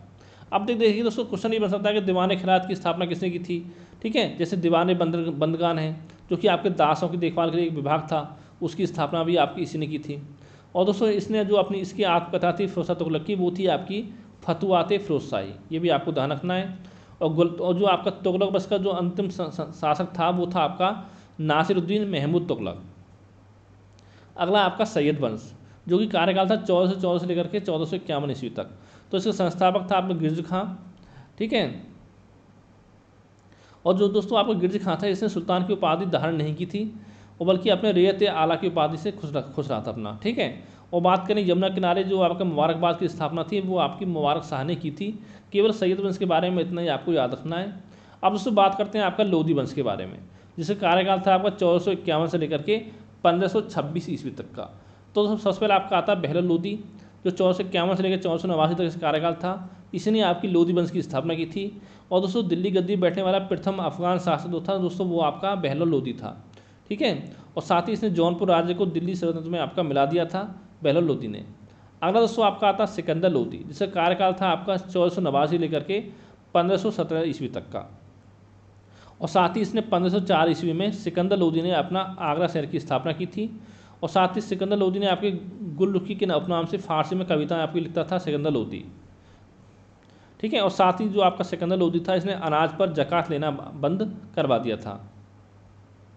और इसने मुसलमानों को ताजिया निकालने एवं मुसलमान स्त्रियों को पीरों तथा संतों के मजार पर जाने पर प्रतिबंध लगाया था सिकंदर लोधी ने। अगला दोस्तों था आपका इब्राहिम लोधी जो कि आपका लोधी वंश का अंतिम शासक था। और साथ ही अगर हम बात करें पानीपत के प्रथम युद्ध की तो दोस्तों ये हुआ था 1526 ईस्वी में, जिसमें बाबर ने आपका इब्राहिम लोधी को आपका हराया था। और यह मध्यकाल का प्रथम शासक था जो युद्ध स्थल में आपका मारा गया था, यानी कि इब्राहिम लोधी। और बात करें हम सल्तनतकालीन शासन व्यवस्था के बारे में तो दोस्तों जो आपको केंद्रीय प्रशासन का मुखिया होता था उसको हम सुल्तान कहा जाता था। अब देखिए यहाँ पे दोस्तों कुछ आपके विभाग हैं और साथ में बनाना सुल्तान है, यानी कौन सा विभाग किस सुल्तान ने आपका शुरू किया था। और बात करें हम दीवान मुस्तखराज की तो ये शुरू किया था आपका अलाउद्दीन खिलजी ने। दीवान कोई शुरू किया था मोहम्मद बिन तुगलक ने। दीवान अर्ज शुरू किया था बलबन ने। दीवान बंदगान शुरू किया था फिरोज शाह तुगलक ने। और साथ ही आपका दीवान इस्तिहाक शुरू किया था, ये भी आपका फिरोज शाह तुगलक ने शुरू किया था, ठीक है। और साथ ही अलाउद्दीन खिलजी ने आपका एकता प्रथा जो थी उसको आपका समाप्त किया था। और साथ ही एकता प्रथा को दोबारा शुरू किया था आपका फिरोज शाह तुगलक ने। और जो इस समय प्रशासन की सबसे छोटी इकाई होती थी दोस्तों वो आपकी ग्राम होती थी। और जो भूमि आपकी केंद्र के नियंत्रण में रहती थी उसको हम कहते थे खालसा भूमि। अगला दोस्तों आपका आता है मुगल साम्राज्य, ठीक है, जहाँ पर बात करें 1526 से लेकर के 1530 ईस्वी तक आपका बाबर का शासनकाल था इसमें। और बाबर जो था आपका मुगल वंश का संस्थापक था। और बाबर ने 1507 ईस्वी में बादशाह की उपाधि धारण की थी, जिसे अब तक किसी तैमूर शासक ने धारण नहीं किया था। और बाबर ने अपनी उदारता के लिए कलंदर की उपाधि धारण की थी। और जो बाबर की आत्मकथा आपकी बाबर नाम वो आपके तुर्की में है, कि जिसका अनुवाद जो किया था फारसी में वो किया था आपका अब्दुल रहीम खान ने, ये भी आपको ध्यान रखना है। अब दोस्तों हम बात करते हैं कि बाबर द्वारा लड़े गए कुछ युद्ध के बारे में। जैसे पहला युद्ध आपका था पानीपत का जो कि 1526 ईस्वी में लड़ा गया था। इसमें बाबर ने आपका इब्राहिम लोधी को हराया था। खानवा के युद्ध में 1527 में इसमें बाबर ने राणा संगा को हराया था। फिर था आपका चंदेरी का युद्ध 1528 में जिसमें बाबर ने मेदिनी राय को हराया था। और एक था आपका घाघरा का युद्ध 1529 में जिसमें बाबर ने आपका अफगानों को हराया था। और दोस्तों साथ देखिए एक चीज़ आपको ध्यान रखनी है कि जो पानीपत का पहला युद्ध हुआ था उसमें बाबर ने पहली बार आपका तुगलमा युद्ध नीति एवं तोप खाने का प्रयोग किया था। यानी क्वेश्चन ये बनता है कि तोप खाने का सर्वप्रथम प्रयोग किसने किया था, किस युद्ध में किया था, तो वो किया गया था आपका पानीपत के प्रथम युद्ध में। अगला दोस्तों आपकी बात करते हैं आपका हुमायूं के बारे में। तो हुमायूं जो शासनकाल था वो था आपका 1530 से लेकर के 1556 ईस्वी में। तो दोस्तों हुमायूं ने आपका दीन पनाह नामक नए नगर की स्थापना की थी, और जो आपका हुमायूंनामा की रचना की गई थी दोस्तों वो की थी आपकी गुलबदन बेगम ने, ठीक है। और जो आपका हुमायूं था दोस्तों वो आपका ज्योतिष में विश्वास करता था, और दोस्तों इसीलिए आपका 7 दिन 7 तरह के रंग 7 रंग के कपड़े आपका पहनता था। पहनने के नियम बनाए थे हुमायूं ने कि हफ्ते में सप्ताह में 7 दिन में 7 तरह के कपड़े पहनने के नियम बनाए थे आपके हुमायूं ने। अगला दोस्तों बात करते हैं इसका युद्ध हुआ था चौसा का युद्ध 1539 में, जिसमें शेरशाह सूरी या शेर खान ने हुमायूं को पराजित किया था। और दोस्तों इसी युद्ध के बाद जो आपका शेर खान था इसके नाम में आपका शेरशाह की पदवी ग्रहण की थी शेर खान ने, शेरशाह की, ठीक है। और जो आपका बेलग्राम का युद्ध था, कन्नौज का युद्ध 1540 में, इसमें भी शेर खान ने हुमायूं को पराजित किया था। और दोस्तों जो बात करें हुमायूं की जो मृत्यु कैसे हुई थी, ये आपके दीन पनाह भवन में स्थित जो आपकी पुस्तकालय की सीढ़ियाँ हैं उससे गिरकर इसकी मृत्यु आपकी हो गई थी। ये क्वेश्चन भी एक यूपी ट्रिपल के एग्जाम में पूछा गया है कि आपका पुस्तकालय की सीढ़ियों से गिरकर किसकी मृत्यु हुई थी दोस्तों, वो हुई थी आपकी हुमायूं की। अब हम बात करते हैं आपका शेरशाह सूरी के बारे में। तो इसका कार्यकाल था 1540 से लेकर के 1545 ईस्वी तक, ठीक है। और शेरशाह सूरी ने आपका सूर साम्राज्य की स्थापना की थी, और शेर खान ने हजरत आला की उपाधि धारण की थी, और काबूलियत एवं पट्टा प्रथा की शुरुआत जो की थी वो भी आपकी शेरशाह ने की थी। और साथ ही इसने आपका ग्रैंड ट्रंक रोड की मरम्मत कराई थी, और जो आपका डाक प्रथा का प्रश्न था वो भी आपका शेर खान के द्वारा किया गया था। और जो आपके मलिक मोहम्मद जायसी थे दोस्तों वो आपका शेरशाह के समकालीन थे, ये आपको ध्यान रखना है। और जो शेरशाह का मकबरा दोस्तों वो आपका सासाराम में है, और कालिंदी किले पर आक्रमण के समय तोपखाना फटने से शेरशाह की आपकी मृत्यु हो गई थी। अगला दोस्तों आपका अकबर है, जो कि इसका कार्यकाल था 1556 से लेकर के 1605 ईस्वी तक का। और जो अकबर था दोस्तों ये आपके जलालुद्दीन मोहम्मद अकबर बादशाह गाजी की उपाधि से राज में बैठा था। और साथ ही पानीपत का जो आपका द्वितीय युद्ध हुआ था 1556 में, इसमें अकबर ने आपका हेमू को हराया था। और एक युद्ध था आपका हल्दीघाटी का 1576 में, जिसमें आपका अकबर ने महाराणा प्रताप को हराया था। और जो अकबर के द्वारा कुछ महत्वपूर्ण कार्य किए गए तो उसमें थे आपके दास प्रथा का अंत किया था 1562 में, तीर्थ यात्रा का समाप्त किया था तीर्थ यात्रा कर 1563 में, जजिया कर समाप्त किया था 1564 में, और साथ ही आपका फतेहपुर सीकरी की स्थापना की थी, एवं जो इसकी राजधानी थी वो आपका आगरा से फतेहपुर सीकरी स्थापित की थी 1571 में, ठीक है। और बात करें आपका दीन इलाही की स्थापना, ये आपकी 1582 ईस्वी में की गई थी। फिर दोस्तों अगला आपका पॉइंट है दीन इलाही धर्म स्वीकार करने वाला जो प्रथम एवं हिंदू अंतिम शासक राजा था वो था दोस्तों आपका बीरबल था, ठीक है। और जो अकबर के दरबार में जो आपके 9 रत्न थे दोस्तों कौन कौन थे, एक तो इसमें आपका बीरबल था जो अकबर ने राजा एवं कवि प्रिय की उपाधि दी थी इसको, एक था आपका टोडरमल जो आपका अकबर का वित्त मंत्री था, एक था आपका मान सिंह जो अकबर का सेनापति था, तानसेन इसके संगीतकार थे, और एक था आपका मुल्ला दो प्याजा, एक हकीम हुमाम, एक फैजी, एक आपका अब्दुल रहीम खान खाना, और एक आपका अबुल फजल। यानी कि ये 9 लोग थे जो आपका अकबर के दरबार में रहते थे। कम से कम लेकिन 9 लोगों का आपको नाम पता होना चाहिए कौन इसके दरबार में रहते थे। क्वेश्चन बन सकता है कि निम्न में से कौन अकबर के दरबार में नवरत्न में से शामिल नहीं थे, ठीक है। तो ये नाम आपको याद होने चाहिए। अगला दोस्तों आपका क्या अकबर के दरबार में प्रसिद्ध जो चित्रकार था दोस्तों वो था आपका अब्दुल समद था, ठीक है। और अकबर की जो शासन प्रणाली की प्रमुख विशेषता थी दोस्तों वो थी आपकी मनसबदारी प्रथा थी। और जो अकबर के समकालीन प्रसिद्ध सूफी संत थे दोस्तों वो थे आपके शेख सलीम चिश्ती, ये आपको ध्यान रखना है। और अकबर की महत्वपूर्ण इमारत जो इसमें बनवाई थी वो इसमें आपका दिल्ली में हुमायूं का मकबरा, लाल किला आगरा वाला, शाही महल फतेहपुर सीकरी वाला, दीवान खास, पंचमहल, बुलंद दरवाज़ा और आपका इबादत खाना, ये सभी आपका अकबर ने बनवाए थे। और जो अकबर जो था दोस्तों वो आपका नक्कारा यानी नगाड़ा नामक वाद्य यंत्र आपको बजाता था। और जो अकबर के काल को आपका हिंदी साहित्य का स्वर्णकाल कहा गया है, ये भी आपको ध्यान रखना है। और साथ ही अकबर ने आपका अनुवाद विभाग की स्थापना की थी। अब दोस्तों हम बात करते हैं आपका जहांगीर के बारे में, जिसका कार्यकाल था आपका 1605 से लेकर के 1627 ईस्वी तक का। और दोस्तों जो आपकी जहांगीर द्वारा इसकी जो आत्मकथा थी जो उसने शुरू की थी तो जो कि जहांगीरी, ठीक है। और इसको पूरा जो किया था वो किया था आपका मोतबिंद खां, ठीक है, ये आपको ध्यान रखना है। और दोस्तों जो आपका खुसरो की सहायता देने के कारण जहांगीर ने सिखों के जो 5वें गुरु थे गुरु अर्जुन देव उसको आपकी फांसी दिलवाई थी। और साथ ही जहांगीर के समय को आपका चित्रकला का स्वर्णकाल आपका कहा जाता है, ये भी आपको ध्यान रखना है। और दोस्तों जहांगीरी काल में देखिए आपका कैप्टन हॉकिंस भारत आए थे, sir Thomas Roe, William Finch एवं एडवर्ड टेरी जो थे आपके यूरोपीय यात्री वो आपके भारत आए थे जहांगीर के शासनकाल में, ठीक है। और इसने संस्कृत के कवि जगन्नाथ को पंडित राज की उपाधि दी थी। और साथ ही जहांगीर के मकबरे का निर्माण जो आपका वो नूरजहां ने करवाया था। अगला दोस्तों आपका आता है शाहजहाँ, जिसका कार्यकाल था 1627 से लेकर के 1657 ईस्वी तक का। ठीक है, और जो आपका म्यूट शासन का निर्माण कराया था वो आपका शाहजहाँ ने करवाया था। और इसकी जो बेगम थी मुमताज़ महल की याद में उसने शाहजहाँ ने ताजमहल का निर्माण कराया था, ये पता ही होगा आपको। और साथ ही आपका उस्ताद ईसा ने ताजमहल की रूपरेखा तैयार की थी। और दोस्तों जो आपका ताजमहल का निर्माण करने वाला मुख्य स्थापत्य कलाकार था वो दोस्तों था आपका उस्ताद अहमद लाहौरी। और शाहजहाँ के काल को आपका स्थापत्य कला का स्वर्णयुग कहा जाता है। और दोस्तों इसी तरह कुछ आपकी इमारत जो बनाई गई उसमें क्या है, लाल किला दिल्ली वाला, जामा मस्जिद दिल्ली, दीवान आम, दीवान खास, मोती मस्जिद आगरा और साथ में ताजमहल, ये सब आपका शाहजहाँ ने ही बनवाया था। और दोस्तों जो आपका शाहजहाँ का आपका रत्न जड़ित सिंहासन था तख्ते ताउस, जिसमें कोहिनूर हीरा जड़ा था। ठीक है, अगले दोस्तों बात करते हैं आपका औरंगजेब के बारे में, जिसे कार्यकाल था 1658 से लेकर के 1707 ईस्वी तक का। ठीक है, और दोस्तों बात करें हम औरंगजेब की तो इसके सुन्नी धर्म को मानता था और इसे जिंदा पीर कहा जाता था आपका औरंगजेब को। और दोस्तों इस्लाम धर्म नहीं स्वीकार करने के कारण जो आपके सिखों के 9वें गुरु थे गुरु तेग बहादुर, उसकी हत्या भी आपकी औरंगजेब ने करवाई थी। और जो आपके औरंगजेब ने जजिया कर को आपका पुनः लागू कर दिया था। और साथ में जो औरंगजेब था वो सर्वाधिक हिंदू अधिकारियों की नियुक्ति करने वाला मुगल सम्राट था। और दोस्तों आपके औरंगजेब के शासनकाल में जो आपका मुगल सेना में जो सबसे ज़्यादा हिंदू सेनापति थे वो आपके औरंगजेब के शासनकाल में थे। और साथ ही भारतीय शास्त्रीय संगीत पर फारसी में सबसे ज़्यादा जो पुस्तक लिखी गई हैं वो भी आपका औरंगजेब के काल में ही लिखी गई हैं। और दोस्तों जो आपके फ्रांसीसी यात्री था आपका फ्रांकोइस वर्नियर, वो आपके औरंगजेब का चिकित्सक था। अब दोस्तों हम बात करते हैं आपके मुगल शासन व्यवस्था के बारे में। तो यहाँ पे जो प्रशासनिक सबसे छोटे इकाई दोस्तों वो थी आपकी ग्राम थी।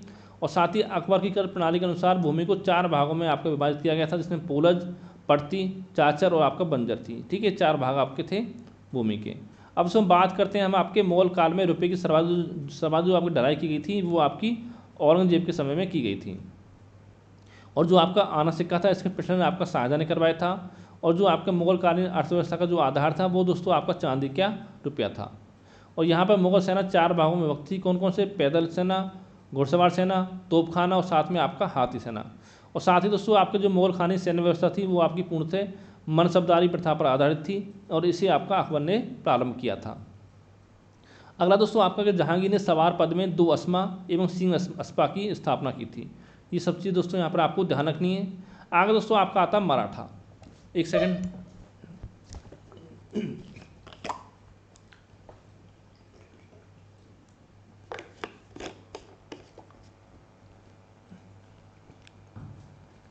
यहाँ पर दोस्तों हम बात करते हैं आपका शिवाजी के बारे में। तो इनका जो कार्यकाल था वो था 1627 से लेकर के 1680 ईस्वी तक का। ठीक है, इनके जो दोस्तों जो आपके पिता थे शिवाजी के वो थे आपके शाहजी भोंसले थे। और शिवाजी की माता का नाम था आपका जीजाबाई और उनके गुरु थे आपके समर्थ रामदास। और दोस्तों जो आपका शिवाजी का जो मूल उद्देश्य था वो था आपका दक्षिण भारत में एक स्वतंत्र राज्य की स्थापना करना। और एक दोस्तों क्वेश्चन बन सकता है कि पुरंदर जो संधि हुई थी किसके बीच हुई थी, दोस्तों ये हुई थी आपकी शिवाजी और जयसिंह के मध्य। और औरंगजेब ने शिवाजी को जयपुर भवन आगरा में नज़रबंद कर रखा था। ठीक है, अगला पॉइंट दोस्तों आपका है कि 16 जून 1674 में शिवाजी ने काशी के प्रसिद्ध विद्वान श्री गंगा भट्ट द्वारा अपना राज्याभिषेक करवाया था और उन्होंने छत्रपति की उपाधि ग्रहण की और रायगढ़ को अपनी राजधानी बनाया था। और इनकी मृत्यु हुई थी आपकी 3 अप्रैल 1680 ईस्वी में। और साथ ही शिवाजी ने मराठी को शासन की भाषा बनाया था। और जो शासन का जो वास्तु संचालन था दोस्तों वो आपके अष्टप्रधान यानी कि नामक 8 मंत्री करते थे। ये दोस्तों आपका इंपॉर्टेंट है, क्वेश्चन बन सकता है कि जो आपके अष्टप्रधान था वो किसके काल में प्रसिद्ध था, दोस्तों वो था आपका शिवाजी काल में। ठीक है, अगला दोस्तों शिवाजी की सेना का मुख्य भाग जो था वो था आपके घुड़सवार और पैदल सेना थी। और सैनिकों को आपका नगद वेतन दिया जाता था समय पर आपका।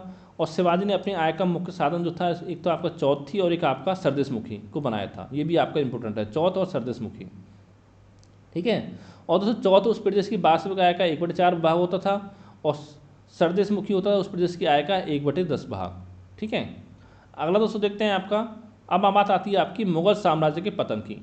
ठीक है, तो इसमें दोस्तों जो शासक थे इसमें पहला था आपका बहादुर शाह प्रथम, जिसे कार्यकाल था आपका 1707 से लेकर के 1712 ईस्वी तक।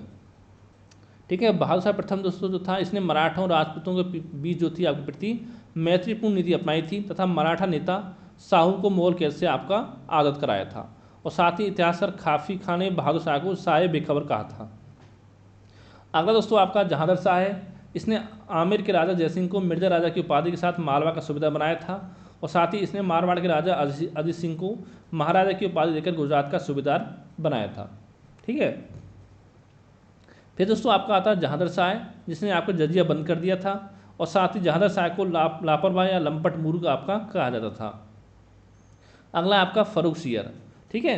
और दोस्तों जो आपका फ़ारूक सियर था, इसको सैयद बंधु अब्दुल्ला खां एवं हुसैन अली के सहयोग से सिंहासन मिला था और साथ ही इसी के काल में सिख नेता बंदा बहादुर को फांसी दी गई थी।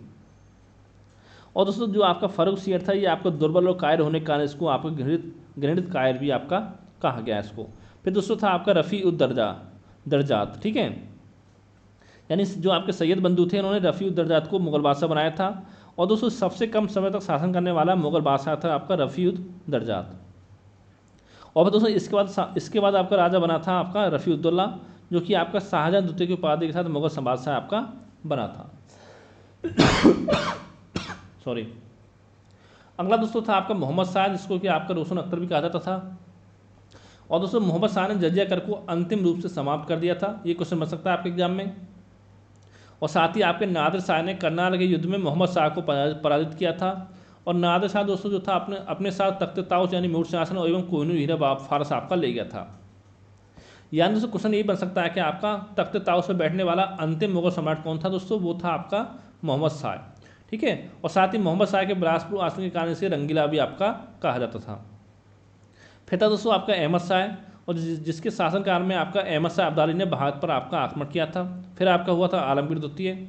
उसका दोस्तों था आपका शाह आलम द्वितीय, जिसके काल में आपका बक्सर का युद्ध हुआ था 1764 ईस्वी में, जिसमें अंग्रेजों ने हेक्टर मुनरो के नेतृत्व में मुगल सेना, अवध के नवाब सजाउद्दौला की सेना और बंगाल के अब्दस नवाब मीर कासिम की संयुक्त सेना को पराजित किया था। और साथ ही इस पराजय के बाद शाह आलम द्वितीय को बंगाल के गवर्नर रॉबर्ट क्लाइव के साथ इलाहाबाद की संधि आपकी करनी पड़ी थी। फिर दोस्तों आपके शाह आलम द्वितीय के शासनकाल में 1761 ईस्वी में पानीपत की दोस्तों जो आपकी तीसरी लड़ाई आपकी मराठा और अहमद शाह अब्दाली के बीच में आपकी हुई थी। अगला है आपका अकबर द्वितीय, जिसका काल था आपका 1806 से लेकर के 1837 ईस्वी तक। ठीक है। और दोस्तों ये आपका अंग्रेजों के संरक्षण में शासक बनने वाला हिंदुस्तान का प्रथम बादशाह था, ये आपको ध्यान रखना है। और साथ ही इसने आपका राजा राम मोहन राय को राजा की उपाधि दी थी आपकी अकबर द्वितीय ने। और फिर बात करते हैं बहादुर शाह द्वितीय की। तो दोस्तों यह आपका अंतिम मुगल सम्राट था और साथ ही आपका प्रसिद्ध शाह होने के कारण से आपका जफर कहा गया है। और दोस्तों देखिए जब आपकी 18 सितंबर में क्रांति हुई थी उस समय जो आपका शासक था दिल्ली का, वो दोस्तों आपका जो आपका मुगल शासक था वो उस समय आपका बहादुर शाह द्वितीय भी था। ठीक है। अगला दोस्तों हम बात करते हैं आपका यूरोपीय कंपनियों का भारत आगमन। पहले दोस्तों हम बात करते हैं किस क्रम में यूरोपीय कंपनियां भारत आई थी। सबसे पहले आपके पुर्तगाली आए थे, फिर आपके डच आए थे, फिर आपके अंग्रेज, फिर आपके डैन, फिर आपके आए थे फ्रांसीसी। पहले हम बात करते हैं आपके पुर्तगालियों के बारे में। तो दोस्तों प्रथम पुर्तगीज तथा प्रथम यूरोपीय यात्री जो था भारत आया था वो था आपका वास्को डी गामा। ठीक है। जो कि आपका 90 दिन की समुद्री यात्रा के बाद अब्दुल मलिक नामक गुजराती पथ प्रदर्शक की सहायता से 1498 ईस्वी को कालीकट भारत के समुद्र तट पर उतरा था आपका। ठीक है। और साथ ही दोस्तों जो आपके कालीकट के शासक थे जमोरिन, जिसने वास्को डी गामा का आपका स्वागत किया था। और दोस्तों इसके जो आपके पुर्तगालियों के भारत आने का जो मुख्य उद्देश्य था दोस्तों, 2 उद्देश्य थे। उसमें एक था आपका ईसाई धर्म का प्रचार करना और दूसरा दोस्तों था आपका अरबों और वेनिस के व्यापारियों का भारत से प्रभाव समाप्त करना। और दोस्तों भारत आने वाला दूसरा पुर्तगाली यात्री दोस्तों वो था आपका पेड्रो अल्ब्रेज कैब्रोल। ठीक है। जो कि आपका 1500 ईस्वी में आया था। और साथ ही आपका पुर्तगालियों ने 1503 ईस्वी में कोचीन में अपने पहले दुर्ग की आपकी स्थापना की थी। और हम बात करें भारत में प्रथम पुर्तगाली वायसराय के रूप में जो कौन आया था दोस्तों, वो आया था आपका फ्रांसिस्को डी अल्मेडा, जिसने ब्लू वाटर पॉलिसी की नीति आपकी अपनाई थी। और साथ में भारत में पुर्तगाली साम्राज्य का जो आपका वास्तविक संस्थापक था दोस्तों वो था आपका अल्फांसो डी अल्बुकर्क। ठीक है। और बात करें भारत आए पुर्तगाली वायसराय नीनू दी कुन्हा ने 1530 ईस्वी में कोचीन की जगह गोवा को अपनी राजधानी बनाया था। और साथ ही आपका जो पुर्तगाली गवर्नर था एक आपका अल्फांसो डिसूजा के साथ प्रसिद्ध जेसुइट संत जो थे आपके फ्रांसिस्को जेवियर वो भी आपके भारत आए थे। ठीक है। और दोस्तों जब आपके पुर्तगालियों के भारत आगमन से भारत में तंबाकू खेती, जहाज निर्माण तथा प्रिंटिंग प्रेस की शुरुआत आपकी हुई थी। अगला दोस्तों आपका है डच। तो दोस्तों डचों ने 1605 ईस्वी में मसूलीपट्टनम में प्रथम डच खानखाने की स्थापना की थी। और साथ ही डचों द्वारा आपका भारत से नील, सोरा और आपका सूती वस्त्र का निर्यात किया जाता था। और साथ ही डचों ने पुलिकिट में अपने स्वर्ण निर्मित पैगोडा सिक्के का प्रदर्शन आपको करवाया था। और दोस्तों भारत में डचों की असफलता के कारण जो थे वो उसमें क्या था कि सीधा सरकार के नियंत्रण में होना और साथ ही कंपनी के भ्रष्ट एवं अयोग्य पदाधिकारी और साथ में आपके कर्मचारी थे। ठीक है, फिर दोस्तों आपके आए थे अंग्रेज, जो कि 1608 ईस्वी में इंग्लैंड के जो आपके राजा थे जेम्स प्रथम के दूत के रूप में कैप्टन हॉकिंस जो आपका सूरत पहुंचा था, जहाँ पे मुगल सम्राट जहांगीर से आपके मिलने आगरा गया था। ठीक है, ये भी आपको ध्यान रखना है। और अंग्रेजों ने जो आपके प्रथम व्यापारी फैक्ट्री स्थापित की थी वो आपकी सूरत में की थी। और साथ ही आपका एक क्वेश्चन ये बनता है कि भारत आने वाले प्रथम अंग्रेज जहाज कौन था दोस्तों, वो था आपका रेड ड्रैगन। और साथ ही आपके 1615 ईस्वी में जेम्स प्रथम ने सर टॉमस रो को अपना राजदूत बनाकर मुगल सम्राट जहांगीर के दरबार में आपका भेजा था। अब देखिए दोस्तों यहाँ पर कुछ क्वेश्चन ये बनते हैं आपकी, बम्बई शहर की स्थापना किसने की थी, तो दोस्तों वो की थी आपकी गेराल्ड ओंगियर ने। और कलकत्ता शहर की स्थापना की थी जॉर्ज चार्नोक ने। मद्रास की स्थापना की थी आपकी फ्रांसिस डे ने। और साथ ही आपका भारत आने वाला प्रथम ब्रिटिश नागरिक दोस्तों वो था आपका जॉन मिल्टन हॉल। ठीक है, और साथ ही बंगाल का प्रथम अंग्रेज गवर्नर कौन था, वो दोस्तों था आपका विलियम हेजेज। और साथ ही आपके पांडिचेरी का प्रथम फ्रांसीसी गवर्नर था आपका फ्रैंको मार्टिन। ये सब पॉइंट दोस्तों यहाँ पर आपको ध्यान रखना है। अगला दोस्तों था आपका फ्रांसीसी, यानी कि फ्रांसीसियों ने 1668 ईस्वी में सूरत में अपने पहले व्यापार कारखाने की स्थापना की थी। और साथ ही बात करें प्रथम कर्नाटक युद्ध की, तो दोस्तों ये आपका इसका तत्कालिक कारण था आपका अंग्रेज कैप्टन वर्नेट के नेतृत्व में अंग्रेज सेना द्वारा कुछ फ्रांसीसी जहाज़ों पर अधिकार कर लिया गया था, जिस कारण ये आपका युद्ध शुरू हुआ था। ठीक है, और इसमें युद्ध समाप्त हुआ आपका एक्सला सेपिल की संधि से। और द्वितीय कर्नाटक युद्ध हुआ था आपका 1749 से लेकर 1754 ईस्वी तक। और इस युद्ध में जो आपका फ्रांसीसी गवर्नर था डुप्ले, उसकी हार हुई थी। और साथ ही ये युद्ध आपका पांडिचेरी की संधि से समाप्त हुआ था।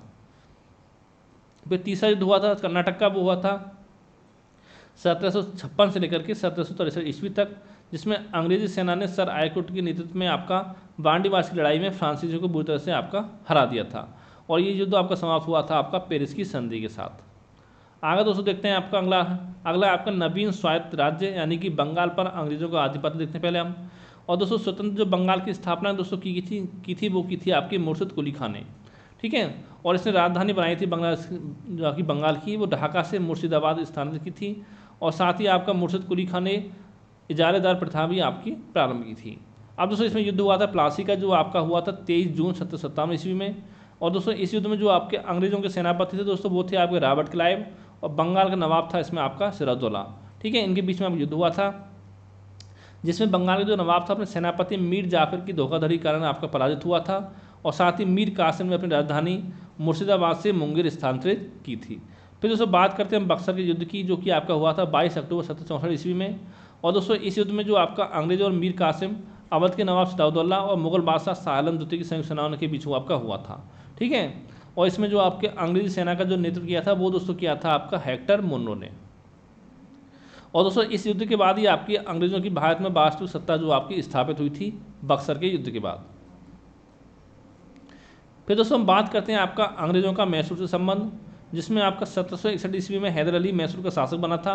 और प्रथम अंगल मैसूर युद्ध हुआ था 1767 से लेकर 1769 ईस्वी तक, जिसमें दोस्तों हैदर अली ने अंग्रेजों को हराया था। और साथ ही ये समाप्त हुआ था आपका मद्रास की संधि के साथ, जो कि आपका हैदर और अंग्रेजों के बीच आपकी हुई थी। और बात करें द्वितीय आंग्ल मैसूर युद्ध की दोस्तों, ये हुआ था आपका 1780 से लेकर के 1784 ईस्वी तक, जिसमें आपका आयरकुट ने पोर्टोनोवा के युद्ध में हैदर अली को हराया था। और साथ में इसमें आपकी हैदर अली की आपकी मृत्यु हो गई थी।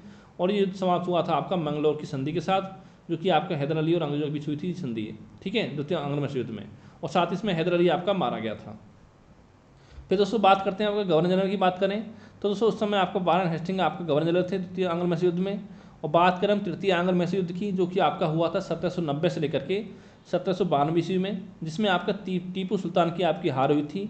फिर दोस्तों आपके ये युद्ध आपका समाप्त हुआ था श्रीरंगपट्टनम की संधि के साथ, जो कि आपका टीपू सुल्तान और अंग्रेजों के बीच आपकी हुई थी। और इस समय जो भारत का गवर्नर जनरल था दोस्तों वो था आपका कॉर्नवालिस। और साथ ही चतुर्थ आंग्ल मैसूर की बात की जाए जो आपका हुआ था 1799 ईस्वी में, इसमें दोस्तों आपका टीपू सुल्तान की आपकी मृत्यु हो गई थी। और साथ ही जो इस समय गवर्नर जनरल था दोस्तों वो था आपका बेरिजली। ठीक है, ये सब आपको ध्यान रखने पॉइंट। अब दोस्तों आपके आते हैं सिख एवं अंग्रेज संबंध। ठीक है, तो दोस्तों जो आपका सिख संप्रदाय की स्थापना की थी दोस्तों वो की थी आपकी गुरु नानक देव ने। ठीक है, और इनके अनुयायी जो दोस्तों वो आपके सिख कहलाए थे। और गुरु नानक देव ने दोस्तों आपको गुरु का लंगर नामक प्रथा आपकी शुरू की थी। निःशुल्क आपकी जो सहभागी भोजनालय स्थापित किया था। ठीक है, और दोस्तों बात करें हम आपका गुरु नानक ने अनेक स्थानों पर संगत यानी धर्मशाला और पंगत यानी कि लंगर आपको स्थापित कराए थे। और गुरु अंगद ने दोस्तों जो आप गुरु नानक द्वारा शुरू की गई लंगर व्यवस्था थी उसको आपका स्थायी बना दिया था। और गुरु अंगद ने आपकी गुरुमुखी लिपि का आरंभ किया था। और साथ ही आपके गुरु अमरदास ने हिंदुओं से अलग विवाह पद्धति लवन को प्रचलित किया था। गुरु रामदास ने अमृतसर नगर की स्थापना की थी। गुरु अर्जुन ने सिखों को धार्मिक ग्रंथ आदि ग्रंथ की रचना की थी। और राजकुमार खुसरो की सहायता के कारण जहांगीर ने गुरु अर्जुन को मरवा दिया था। ये मैं पहले ही आपको बता चुका हूँ, ठीक है। अगला दोस्तों हम बात करें आपके गुरु हरगोबिंद ने अकाल तख्त यानी कि ईश्वर का सिंहासन का निर्माण कराया था। और गुरु हरगोबिंद ने दरबार में नगाड़ा बजाने की व्यवस्था शुरू की थी। और गुरु हरकिशन की जो मृत्यु हुई थी दोस्तों वो आपकी चेचक से हुई थी। और गुरु तेग बहादुर ने इस्लाम स्वीकार नहीं किया था, जिस कारण आपका अंग्रेजों ने इसको मरवा दिया था, औरंगजेब ने, सॉरी, ठीक है। फिर दोस्तों आपका था गुरु गोबिंद सिंह, जिसने अपने को सच्चा पातशाह कहा था। और इन्होंने सिक्कों के लिए 5 ककार अनिवार्य किए थे, जिसमें आपका प्रत्येक सिक्के को केस, कंघा, कृपाण, कच्छा और आपका कड़ा रखने की आपकी अनुमति दी गई थी। और सभी लोग अपने नाम के अंत में आपका सिंह शब्द जोड़ने के लिए कहा गया था सबसे, ठीक है। और साथ ही गुरु गोबिंद सिंह ने खालसा पंथ की स्थापना की थी। गुरु गोबिंद सिंह ने आपकी पाहुल प्रणाली की आपकी शुरुआत की थी। और दोस्तों जो आपकी अमृतसर की संधि हुई थी दोस्तों, ये हुई थी आपकी चार्ल्स मेटकॉफ और महाराजा रणजीत सिंह के बीच 1809 ईस्वी में। और प्रथम जो आंग्ल सिख युद्ध हुआ था तो 1845 से 46 ईस्वी में हुआ था। और द्वितीय युद्ध हुआ था आपका आंग्ल और सिख का, वो हुआ था 1848 लेकर 1849 ईस्वी तक। अब दोस्तों अगला आपका अवध। तो दोस्तों अवध को अंग्रेजों और मराठा राज्यों के बीच होने के कारण इसको आपका बफर राज्य कहा जाता था। और साथ ही जो अवध की स्थापना की थी दोस्तों वो की थी आपकी सादत खान ने। अवध को 1722 ईस्वी में स्वतंत्र घोषित किया था। और साथ ही आपके बहादुर अली शाह अवध का जो आपका अंतिम नवाब था। अब दोस्तों हम बात करते हैं आपका आता है 1857 का विद्रोह। और दोस्तों इस विद्रोह को शुरू होने का जो मेन यानी तत्कालिक कारण दोस्तों वो था आपका चर्बी वाला कारतूस। आपको याद होगा उस समय जो बंदूक यूज की जाती थी उसमें दोस्तों क्या था, उसमें आपका सुअर का मांस था, एक आपका यूज होता था, एक आपका गाय का मांस यूज होता था, ठीक है। तो उसको अपने अपने दांतों से खोना पड़ता था। तो उसी का ये आपका जो भारत क्रांतिकारी थे उसका विरोध कर रहे थे। तो उसी कारण ये आपका युद्ध हुआ था, उसका तत्कालीन कारण आपका वही था, ठीक है। और क्रांति का जो प्रसार शुरू हुआ था दोस्तों वो हुआ था आपका 10 मई 1857 ईस्वी में, जो कि आपका मेरठ से आपकी क्रांति शुरू हुई थी। और एक क्वेश्चन दोस्तों ये बनता है कि मंगल पांडे का जो संबंध था वो दोस्तों आपका 34वीं बंगाल नेटिव इन्फेंट्री से था, ठीक है। ये आपको ध्यान रखना है। और मंगल पांडे ने हत्या किसी की थी, वो की थी आपकी जनरल ह्यूसन की।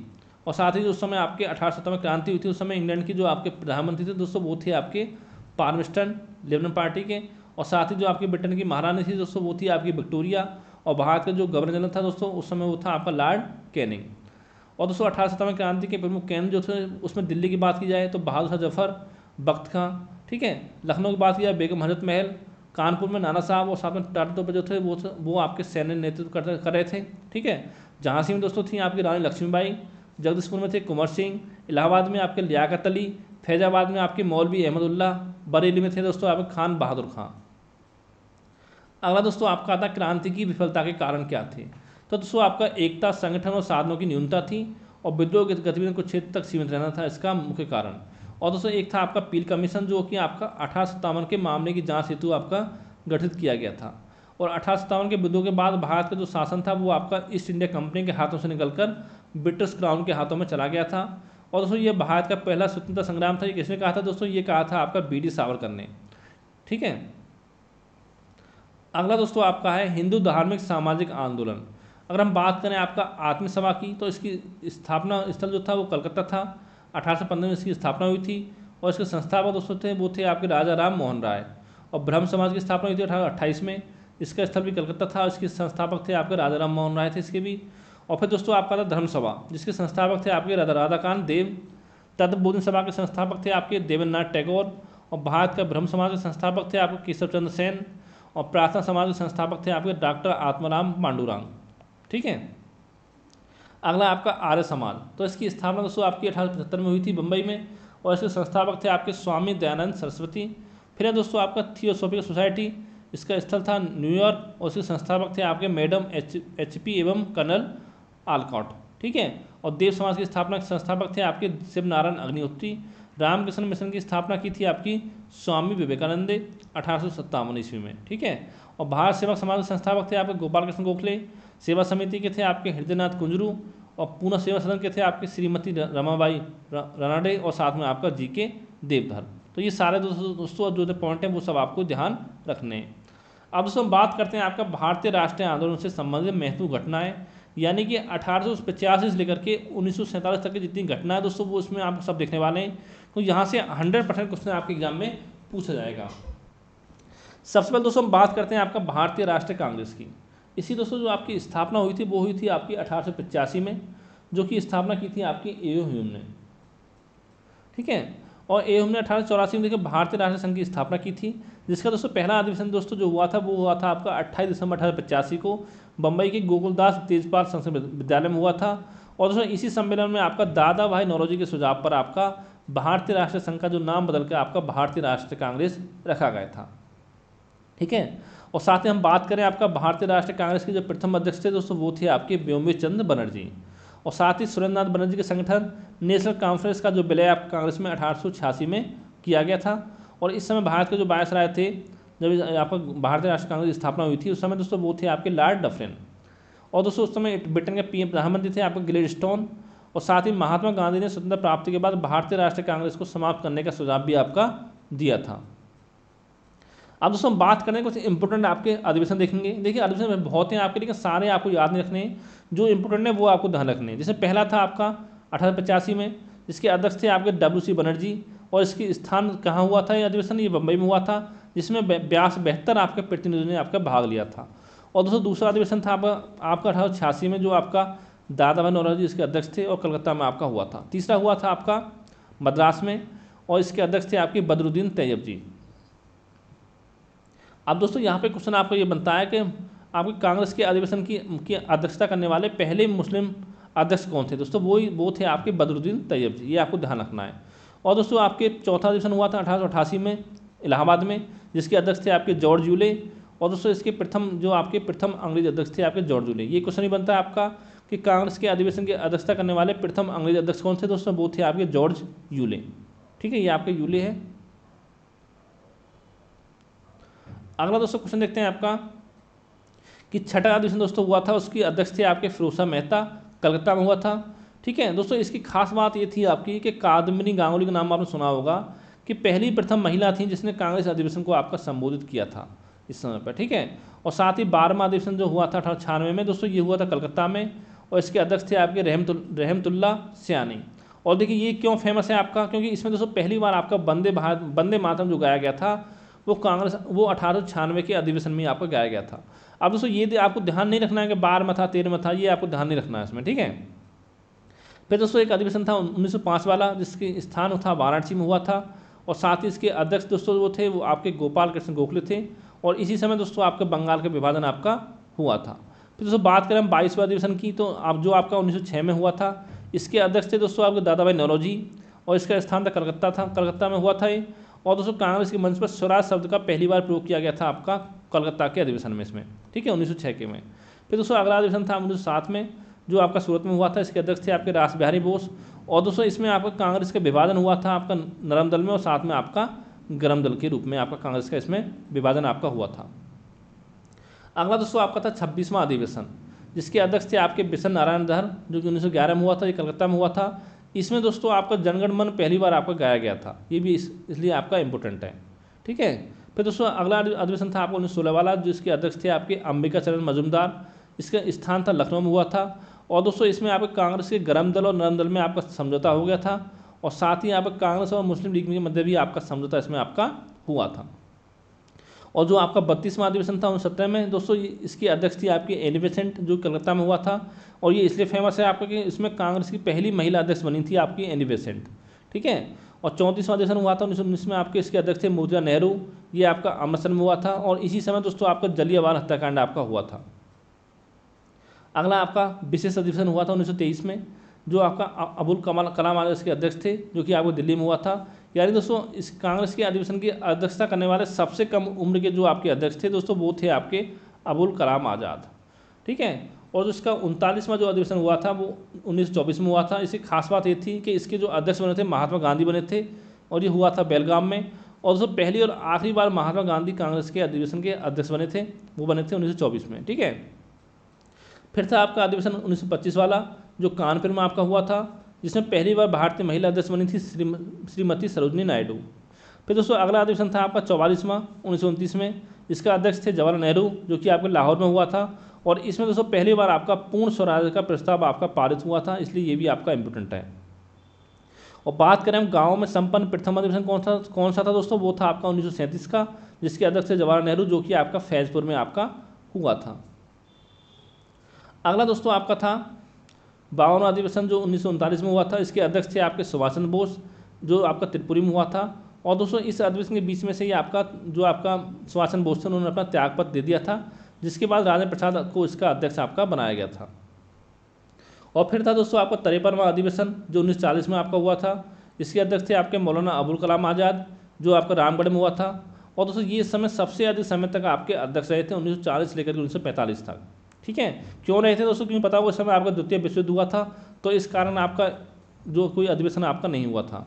ठीक है, और अगला था आपका 1946 का अधिवेशन, जिसके अध्यक्ष थे आपके आचार्य जीवी कृपलानी, जो कि आपका मेरठ में हुआ था। और दोस्तों ये आपका स्वतंत्रता प्राप्ति के समय भी आपके अध्यक्ष थे आचार्य जीवी कृपलानी। ठीक है, और इसके बाद दोस्तों अगला अधिवेशन था आपका 1948 में, जिसके अध्यक्ष थे आपके पट्टाभी सीतारामैया, और स्थान था जयपुर।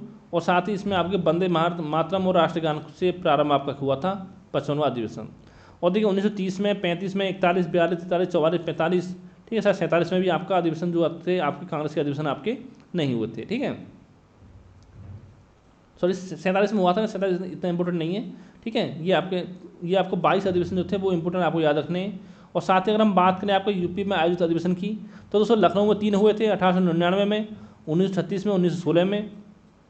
इलाहाबाद में 3 हुए थे 88 में, 1888, 1912, सॉरी 1888, 1892 और साथ में 1910। कानपुर में हुआ था 1925 का, मेरठ में 1946 का, और वाराणसी में 1905 का। अब दोस्तों ये पूछ सकता है कि कितने कांग्रेस के कितने अधिवेशन ऐसे थे जो आपके यूपी में आयोजित हुए थे, तो दोस्तों वो थे 3 और 3 6 और 3 9 अधिवेशन थे आपके, जो कि आपके यूपी में हुए थे। और कितने स्थानों पर हुए थे दोस्तों, 5 स्थानों पर आपके हुए थे टोटल मिलाकर। ठीक है, लखनऊ, इलाहाबाद, कानपुर, मेरठ और आपका वाराणसी। अगला दोस्तों हम बात करते हैं आपके बंगाल के विभाजन, जो कि आपका 1905 में हुआ था। और ये हुआ था दोस्तों आपके लॉर्ड कर्जन के काल में। ठीक है, और दोस्तों जो बंगाल के विभाजन के निर्णय की घोषणा की गई थी दोस्तों, वो आपकी की गई थी 20 जुलाई 1905 में। और ये प्रभावी आपका हुआ था बंगाल विभाजन आपका 16 अक्टूबर 1905 में। और दोस्तों 16 अक्टूबर 1905 को पूरे बंगाल में शोक दिवस के रूप में मनाया गया था।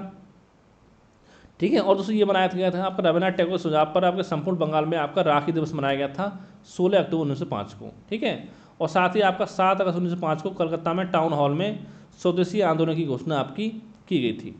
और दोस्तों जो आपका स्वदेशी आंदोलन था, इसका नेतृत्व किया था आपका दिल्ली में किया था सैयद हैदर राजा ने, और मद्रास में किया था चिदम्बरम पिल्ले ने, पूना मुंबई में किया था बाल गंगाधर तिलक ने, पंजाब में किया था आपका लाला लाजपत राय ने। ठीक है, और दोस्तों साथ ही बंगाल विभाजन के विरोध में रविन्द्रनाथ टैगोर ने आपका अमार सोनार बांग्ला नामक गीत लिखा था, जो वर्तमान में आपका बांग्लादेश का आपका राष्ट्रीय गान है। ठीक है, स्वदेशी आंदोलन के अवसर पर आपका लिखा गया था। अब दोस्तों अगर हम बात करते हैं कि कांग्रेस के 1906 के कलकत्ता अधिवेशन में दादा भाई नौरोजी ने पहली बार आपका स्वराज शब्द का आपका उल्लेख किया था। और स्वराज, और वैसे बात की जाए तो स्वराज शब्द का पहली बार जो प्रयोग किया था दोस्तों, वो किया था आपका स्वामी दयानंद सरस्वती जी ने। ठीक है, ये भी आपको ध्यान रखना है। अगला दोस्तों था आपका सूरत अधिवेशन 1907 वाला, जिसमें कांग्रेस का जो विभाजन हुआ था वो गर्म दल में और साथ में आपका नरम दल में। ठीक है, और दोस्तों इसमें क्यों हुआ था, देखिए उदारवादी जो आपके राष्ट्रवादी घोष थे, उनको कांग्रेस का अध्यक्ष बनाना चाहते थे, और लेकिन गर्मपंथी जो थे वो आपका लाला लाजपत राय को इसका अध्यक्ष बनाना चाहते थे। ठीक है, और अगर हम बात करें कुछ गर्म दल के नेता के बारे में, तो इसमें थे बाल गंगाधर तिलक, लाला लाजपत राय, बिपिन चंद्र पॉल, और आपके साथ में आपका अरविंद घोष। और बात करें हम नरम दल की, तो यानी कि उदारवादी नेता, तो इसमें दोस्तों थे आपके गोपाल कृष्ण गोखले, फिरोज शाह मेहता, और साथ में आपके दादा भाई नौरोजी। बात करें दोस्तों आपके मुस्लिम लीग की स्थापना हुई थी 1906 में। ठीक है, किसने की थी, आगा खान ने, और साथ में आपका सलीम उल्लू खान ने की थी। और कहाँ की थी दोस्तों, ये की थी आपकी ढाका में। ठीक है, अगला दोस्तों हम बात करें आपका मालय मंडल सुधार के बारे में, जो आपके 1909 में हुआ था। इसमें मुसलमानों के लिए पृथक निर्वाचन मंडल की सुविधा आपकी प्रदान की गई थी। फिर हम बात करते हैं दिल्ली दरबार 1911 की। ठीक है, यानी कि दिल्ली दरबार जो आपका आयोजन था दिसंबर 1911 में वायसराय लॉर्ड हार्डिंग द्वितीय के समय ब्रिटिश सम्राट जॉर्ज पंचम एवं महारानी विलियम मेरी के भारत आगमन पर उनके स्वागत में हेतु किया गया था। और जो दोस्तों जो आपका बंगाल का विभाजन हुआ था उसको रद्द किया गया था आपका 12 दिसंबर 1911 को, जो कि आपका अरुणडिल कमेटी की सिफारिश के आधार पर रद्द किया गया था। ठीक है,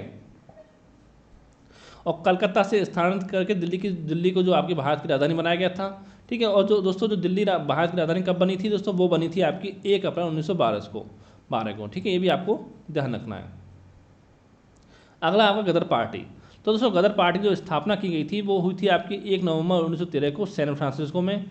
और किसके नेतृत्व में की गई थी, इसकी स्थापना की गई थी आपकी लाला हरदयाल के नेतृत्व में। और दोस्तों इसके प्रथम अध्यक्ष थे आपके सोहन सिंह बखना। ठीक है, और प्रथम मंत्री थे आपके लाला हरदयाल, और कोषाध्यक्ष थे आपके काशीराम। अगला दोस्तों आपका है कोमागाता मारू क्या है। ठीक है, तो दोस्तों ये आपका जापानी जहाज था जिसे गुरुदत्त सिंह ने आपके किराए पर लिया था। और साथ ही बात करें भिकाजी कामा, तो दोस्तों पहली बार विदेशी धरती पर अपना भारत का जो झंडा फहराया था वो आपका भिकाजी कामा ने ही पहनाया था। और साथ ही दोस्तों इनको भारतीय क्रांति की जननी कहा जाता है, और ये दादा भाई नौरोजी की आपकी निजी सचिव भी रह चुकी हैं भिकाजी कामा। फिर हम बात करते हैं आपका लखनऊ समझौता 1916 की, जो कि कांग्रेस के दोनों दलों में एकता हुई थी इसमें। और साथ ही कांग्रेस मुस्लिम लीग की भी समझौता भी आपका हो गया था लखनऊ समझौते में। ठीक है, फिर बात करते हैं हम आपका होम रूल लीग की। तो दोस्तों ये आपका यानी कि बाल गणतंत्र रखने की स्थापना की थी इसकी होम रूल लीग की पूना में अप्रैल 1916 में। और साथ ही एनी बेसेंट ने की थी आपकी मद्रास में सितंबर 1916 में। तो दोनों आपको याद रखने नाम, बाल गणतंत्र भी और साथ में आपका एनी बेसेंट भी। अब दोस्तों हम बात करते हैं आपका साबरमती आश्रम की स्थापना। तो दोस्तों ये की थी महात्मा गांधी ने 1916 में, और ये की थी आपके अहमदाबाद के समीप में। अब दोस्तों यहाँ पे कुछ पॉइंट आपको और ध्यान रखने हैं, जैसे कि आपका वेलेंटाइन सिरोल की ने अपनी पुस्तक, इसकी पुस्तक थी आपकी इंडियन अनटेस्ट में तिलक को भारतीय शांति का जनक उन्होंने कहा है। और साथ ही आपका पहला अंग्रेज विरोधी संघर्ष सन्यासी ने शुरू किया था। और दोस्तों सन्यासी जो विद्रोह था उसका जो उल्लेख मिलता है वो मिलता है आपका बंकिम चंद्र चटर्जी की जो आपका उपन्यास है आपका आनंद मठ, उसमें मिलता है आपका। ठीक है, और एक क्वेश्चन ये बन सकता है कि ब्रिटिश हाउस ऑफ कॉमन्स का चुनाव लड़ने वाले सर्वप्रथम भारतीय कौन थे दोस्तों, वो थे आपके दादा भाई नौरोजी। और साथ ही आपके दादा भाई नौरोजी ने आपका धन का पलायन सिद्धांत का वर्णन अपनी इनकी पुस्तक थी एक आपकी poverty and un British rule in India, उसमें आपका किया है। ठीक है, और श्याम जी कृष्ण वर्मा को क्रांतिकारियों का पिता आपका कहा जाता है। अब दोस्तों बात करते हैं यहाँ पे हम आपका चंपारण सत्याग्रह की, जो कि आपको 1917 में हुआ था।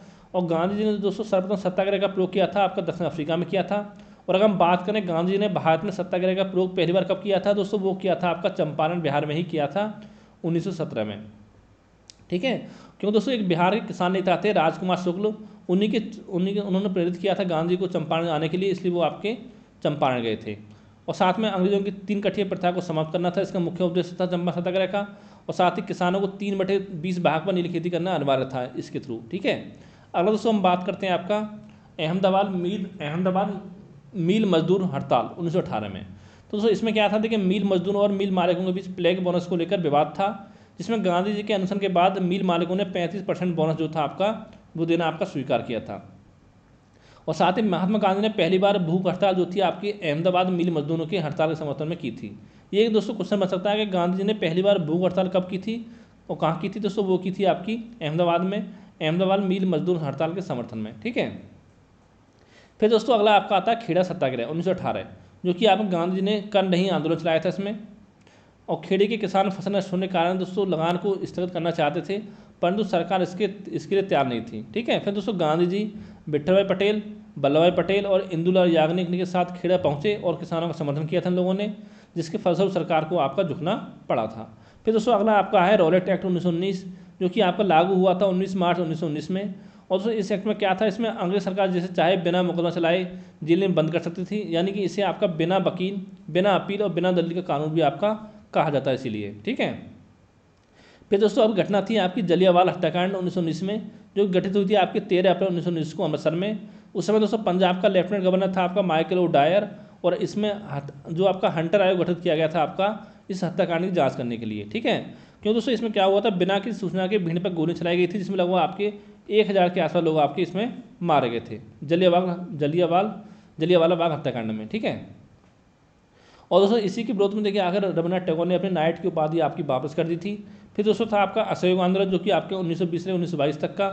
और दोस्तों असहयोग आंदोलन को चलाए जाने का जो आपको निर्णय लिया गया था वो आपका सितंबर 1920 में लाला लाजपत राय की अध्यक्षता में कलकत्ता के विशेष अधिवेशन में आपका लिया गया था। ठीक है, और जो शुरू किया गया था अधिवेशन, कब शुरू किया गया था असहयोग आंदोलन दोस्तों, ये शुरू किया गया था आपका 1 अगस्त 1920 को। और दोस्तों इसी में देखिए क्या हुआ था, गांधी ने आपको केसर हिंद की उपाधि लौटाई थी। और साथ ही आपके जमनालाल बजाज ने आपके राय बहादुर की उपाधि भी आपकी लौटा दी थी। और आगे हम बात करें आपका अंग्रेज हुक्मरानों की बढ़ती जातियों को विरोध करने के लिए ये आंदोलन आपका शुरू किया गया था। फिर दोस्तों था आपका चोरी चोरा कांड जो हुआ था 1922 में, 5 फरवरी 1922 को। अब देखिए दोस्तों ये घटना देखिए यहाँ पर क्या है, ये घटना हुई थी यानी कि चोरी चोरा कांड जो हुआ था वो दोस्तों आपका 5 फरवरी को हुआ था 1922 में। लेकिन दोस्तों बहुत सारी बुक ऐसी हैं आपकी जहाँ पर आपको 4 फरवरी की डेट मिलेगी, लेकिन दोस्तों वो गलत है आपकी। आपको याद रखना है कि जो डेट सही है वो आपकी 5 फरवरी है, ठीक है, ये इसलिए आपको यहाँ पर ध्यान रखना है। अगला दोस्तों आपका है गांधी जी ने 12 फरवरी 1922 को बारडोली में हुई बैठक में असहयोग आंदोलन को समाप्त कर दिया था।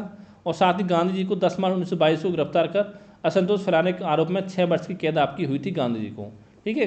और साथ ही अगला आपका स्वराज पार्टी 1923 में, इसकी स्थापना दोस्तों की थी चेतन दास ने और साथ में आपके मोतीलाल नेहरू ने, जिसके अध्यक्ष थे आपके CR दास और इसके महासचिव थे आपके मोतीलाल नेहरू। अगला दोस्तों आपका है काकोरी कांड, जो कि दोस्तों घटना हुई थी आपकी 9 अगस्त 1925 को, जो कि लखनऊ के काकोरी नाम के स्थान पर 8 डाउन ट्रेन पर डकैती डाली गई थी और साथ में से खजाने को आपका लूट लिया गया था काकोरी कांड में, ठीक है। और दोस्तों अभी हाल ही में देखिए यूपी सरकार ने काकोरी कांड का जो नाम बदल क्या कर दिया है, वो कर दिया आपको काकोरी ट्रेन एक्शन, ये भी आपको ध्यान रखना है। अब देखिए दोस्तों इसमें आपकी इस घटना में 4 क्रांतिकारियों को फांसी दी गई थी। कौन कौन से? एक थे आपके राम प्रसाद बिस्मिल जिनको कि आपके गोरखपुर जेल में फांसी दी गई थी। एक थे आपके अशफाकुल्ला खां जिनको फैजाबाद जेल में फांसी दी गई थी। एक थे आपके रोशन लाल जिनको कि आपको नैनी यानी कि इलाहाबाद जेल में फांसी दी गई थी। और एक थे दोस्तों आपके राजेंद्र लाहिड़ी जिनको कि आपके गोंडा जेल में आपकी फांसी दी गई थी, ठीक है। अब देखिए दोस्तों ये नाम देखिए आपको कैसे याद रखने हैं वो मैं आपको बताता हूँ। देखिए राम प्रसाद बिस्मिल, देखिए इनके नाम में आपका राम आ रहा है, तो देखा होगा आपने जो आपकी इस समय CM है यूपी के योगी आदित्यनाथ, कहाँ से बिलोंग करते हैं? देखिए गोरखपुर उसमें थे, मंदिर में थे आपके, ठीक है, मठ में। तो राम से देखा हो गया आपका राम राम करते हैं सभी, ठीक है, जय श्री राम करते हैं, तो इस तरह से इसको आप याद रख सकते हो। अब दोस्तों बात करते हैं अशफाकुल्ला खां की, देखिए इनका नाम आपका मुस्लिम है, तो जो फैजाबाद देखिए वो भी आपका मुस्लिम नाम है, तो ये आपको याद हो गया। और बात करें राजेंद्र लाहिड़ी की, देखिए गोंडा जेल में, देखिए यहाँ पर डे आ रहा है लास्ट में, यहाँ पर भी आपका डा आ रहा है गोंडा, ठीक है। और बच्चा रोशन लाल, तो वो आपको ध्यान रखना है कि यूपी के लाल यानी कि इलाहाबाद में तैयारी करते हैं आपकी, ठीक है, इस तरह से आप इनको याद रख सकते हो। अगला दोस्तों आपका है साइमन कमीशन 1927 में। और दोस्तों इसका गठन जो हुआ था वो हुआ था आपका 8 नवंबर 1927 को जॉन साइमन की अध्यक्षता में हुआ था। और साइमन कमीशन जो भारत दोस्तों आया था वो आपका आया था 3 फरवरी 1928 को, और जो आपकी रिपोर्ट प्रकाशित की थी वो आपकी 27 मई 1930 को आपको रिपोर्ट इसने अपनी प्रकाशित की थी। और दोस्तों इसमें देखिए सभी जितने भी सदस्य थे आपके साइमन कमीशन के वो सब आपका ब्रिटिश संसद के अंग्रेज थे, इसलिए इसका आपका श्वेत कमीशन भी इसको आपका कहा गया है। फिर दोस्तों बात करते हैं आपको नेहरू रिपोर्ट 1928 की, इसके अध्यक्ष थे आपके मोतीलाल नेहरू। और दोस्तों इसमें आपके 19 मूल अधिकारों को प्रतिपादित किया गया था आपका नेहरू रिपोर्ट में। अगला दोस्तों आपका लाहौर अधिवेशन जो कि आपका हुआ था 1929 में। इसमें दोस्तों क्या हुआ था कि लाहौर अधिवेशन के दौरान रावी नदी तट पर आपका 31 दिसंबर 1929 को आधी रात को जवाहरलाल नेहरू ने तिरंगा झंडा फहराया था, ये भी पॉइंट आपको ध्यान रखना है। और साथ ही आपका 26 जनवरी 1930 को आधुनिक भारत के इतिहास में पूर्ण स्वाधीनता दिवस के रूप में मनाया गया। इसके साथ ही पूर्ण स्वराज का प्रस्ताव भी आपका पारित किया गया था लाहौर अधिवेशन में, ठीक है। फिर दोस्तों अगला पॉइंट है आपका सविनय अवज्ञा आंदोलन, जो कि दोस्तों गांधी जी ने आपका 12 मार्च 1930 को अपने 78 अनुयायियों के साथ साबरमती आश्रम से दांडी तक की यात्रा तय की थी। और 6 अप्रैल 1930 को दांडी में नमक कानून का उल्लंघन किया था और देश भर में यह आंदोलन आपका शुरू हुआ था 6 अप्रैल 1930 को। फिर दोस्तों अगला आपका सुभाष चंद्र बोस ने दांडी यात्रा की तुलना नेपोलियन के एल्वा से पेरिस यात्रा तथा मुसोलिनी के रोम मार्च से आपकी की है सुभाष चंद्र बोस ने, ये पॉइंट आपको ध्यान रखना है। फिर दोस्तों आगे आपका 4 मई को रात में गांधी जी को यरबडा जेल में डाल दिया गया था। और साथ ही आपके खुदाई खिदमतगार या लाल कुर्ती आंदोलन किसने चलाया था दोस्तों? ये चलाया था आपका खान अब्दुल गफ़ार खान ने। फिर दोस्तों हम बात करते हैं आपका प्रथम गोलमेज सम्मेलन की, जो कि आपका 12 नवंबर 1930 से लेकर के 19 जनवरी 1931 तक हुआ था। इसमें दोस्तों कांग्रेस ने आपका भाग नहीं लिया था। और साथ ही इसके अध्यक्ष थे आपके रेमजे मैकडोनाल्ड, यानी तीनों गोलमेज सम्मेलन के जो आपके अध्यक्ष थे दोस्तों वो थे आपके रेमजे मैकडोनाल्ड, ये आपको ध्यान रखने। अगला दोस्तों आपका है गांधी इरविन समझौता 1931 में जो हुआ था 5 मार्च 1931, ठीक है, जिसको दोस्तों आपको दिल्ली समझौता भी कहा जाता है, ठीक है। अब देखिए दोस्तों एक थे आपके M.R. जयकर, तेज बहादुर सप्रू और श्रीनिवास शास्त्री के प्रयासों से ही आपका गांधी इरविन समझौता आपका हुआ था। और इस समझौते के अंतर्गत दोस्तों सविनय अवज्ञा आंदोलन स्थगित कर दिया गया था और भारतीयों को नमक बनाने का अधिकार मिल गया था और गांधी जी ने दूसरे गोलमेज सम्मेलन में भाग लेना का फैसला किया था, ठीक है। और साथ दोस्तों एक चीज़ ध्यान रखनी है पॉइंट यहाँ पे आपको कि जो आपकी सरोजिनी नायडू थी, इन्होंने गांधी जी तथा इरविन को आपका दो महात्मा कहा था, दो महात्मा। ठीक है, अब हम बात करते हैं आपका दूसरे गोलमेज सम्मेलन की, जो दोस्तों आपका हुआ था 17 सितंबर 1931 से लेकर के 1 दिसंबर 1931 को।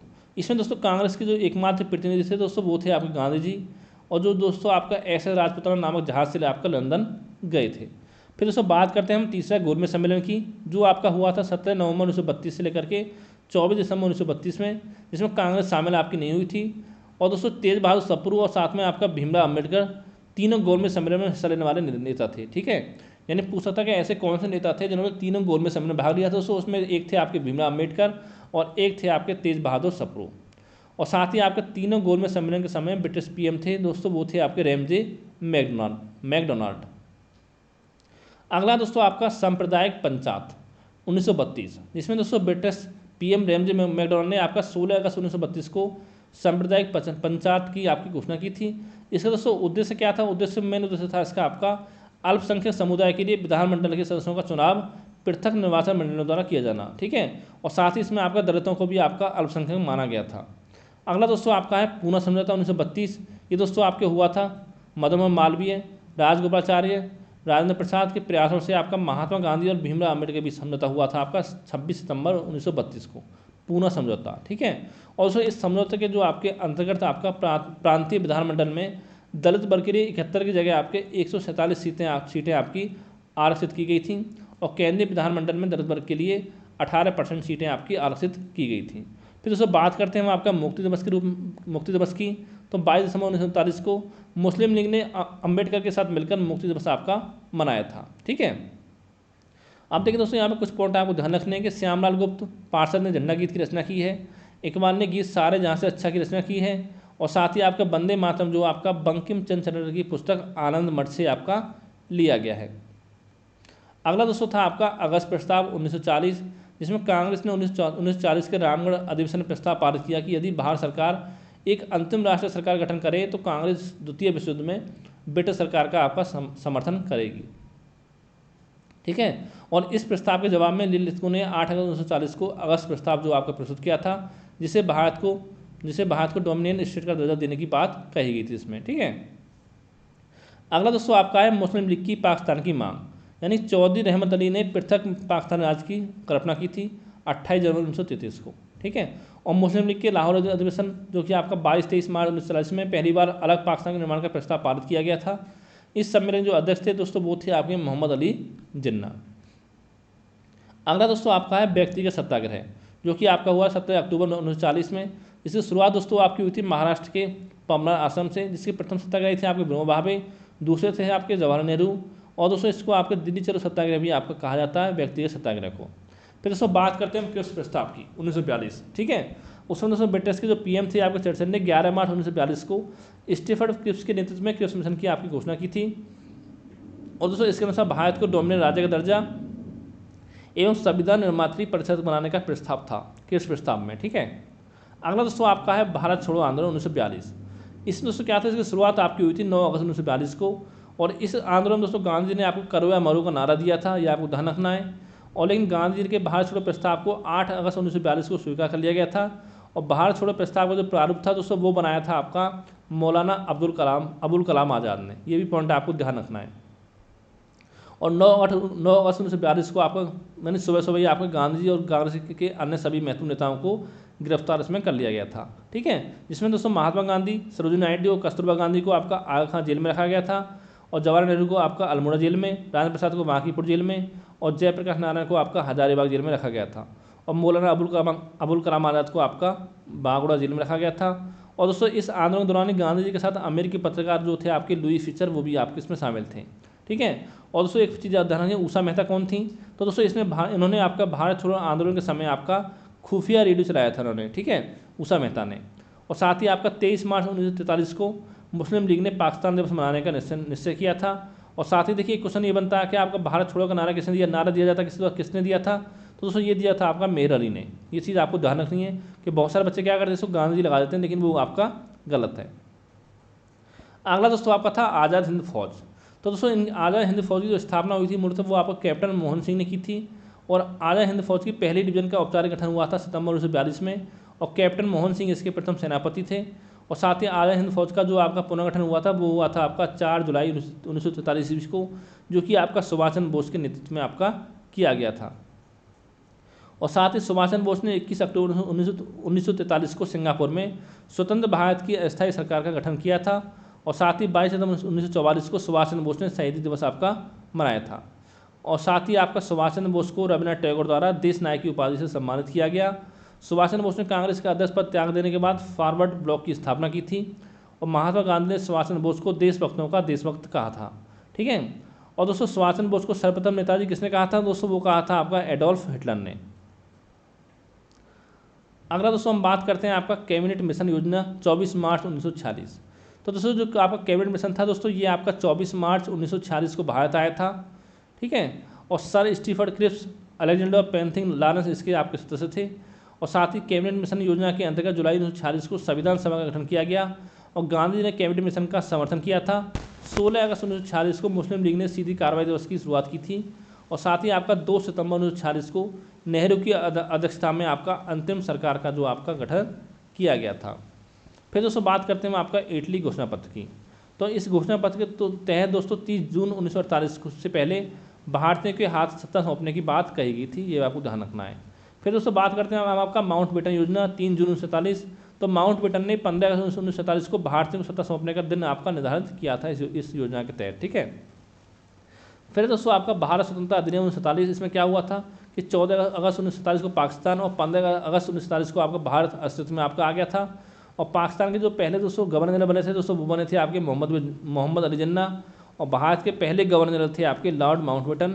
और साथ ही पाकिस्तान के पहले प्रधानमंत्री थे लियाकत अली।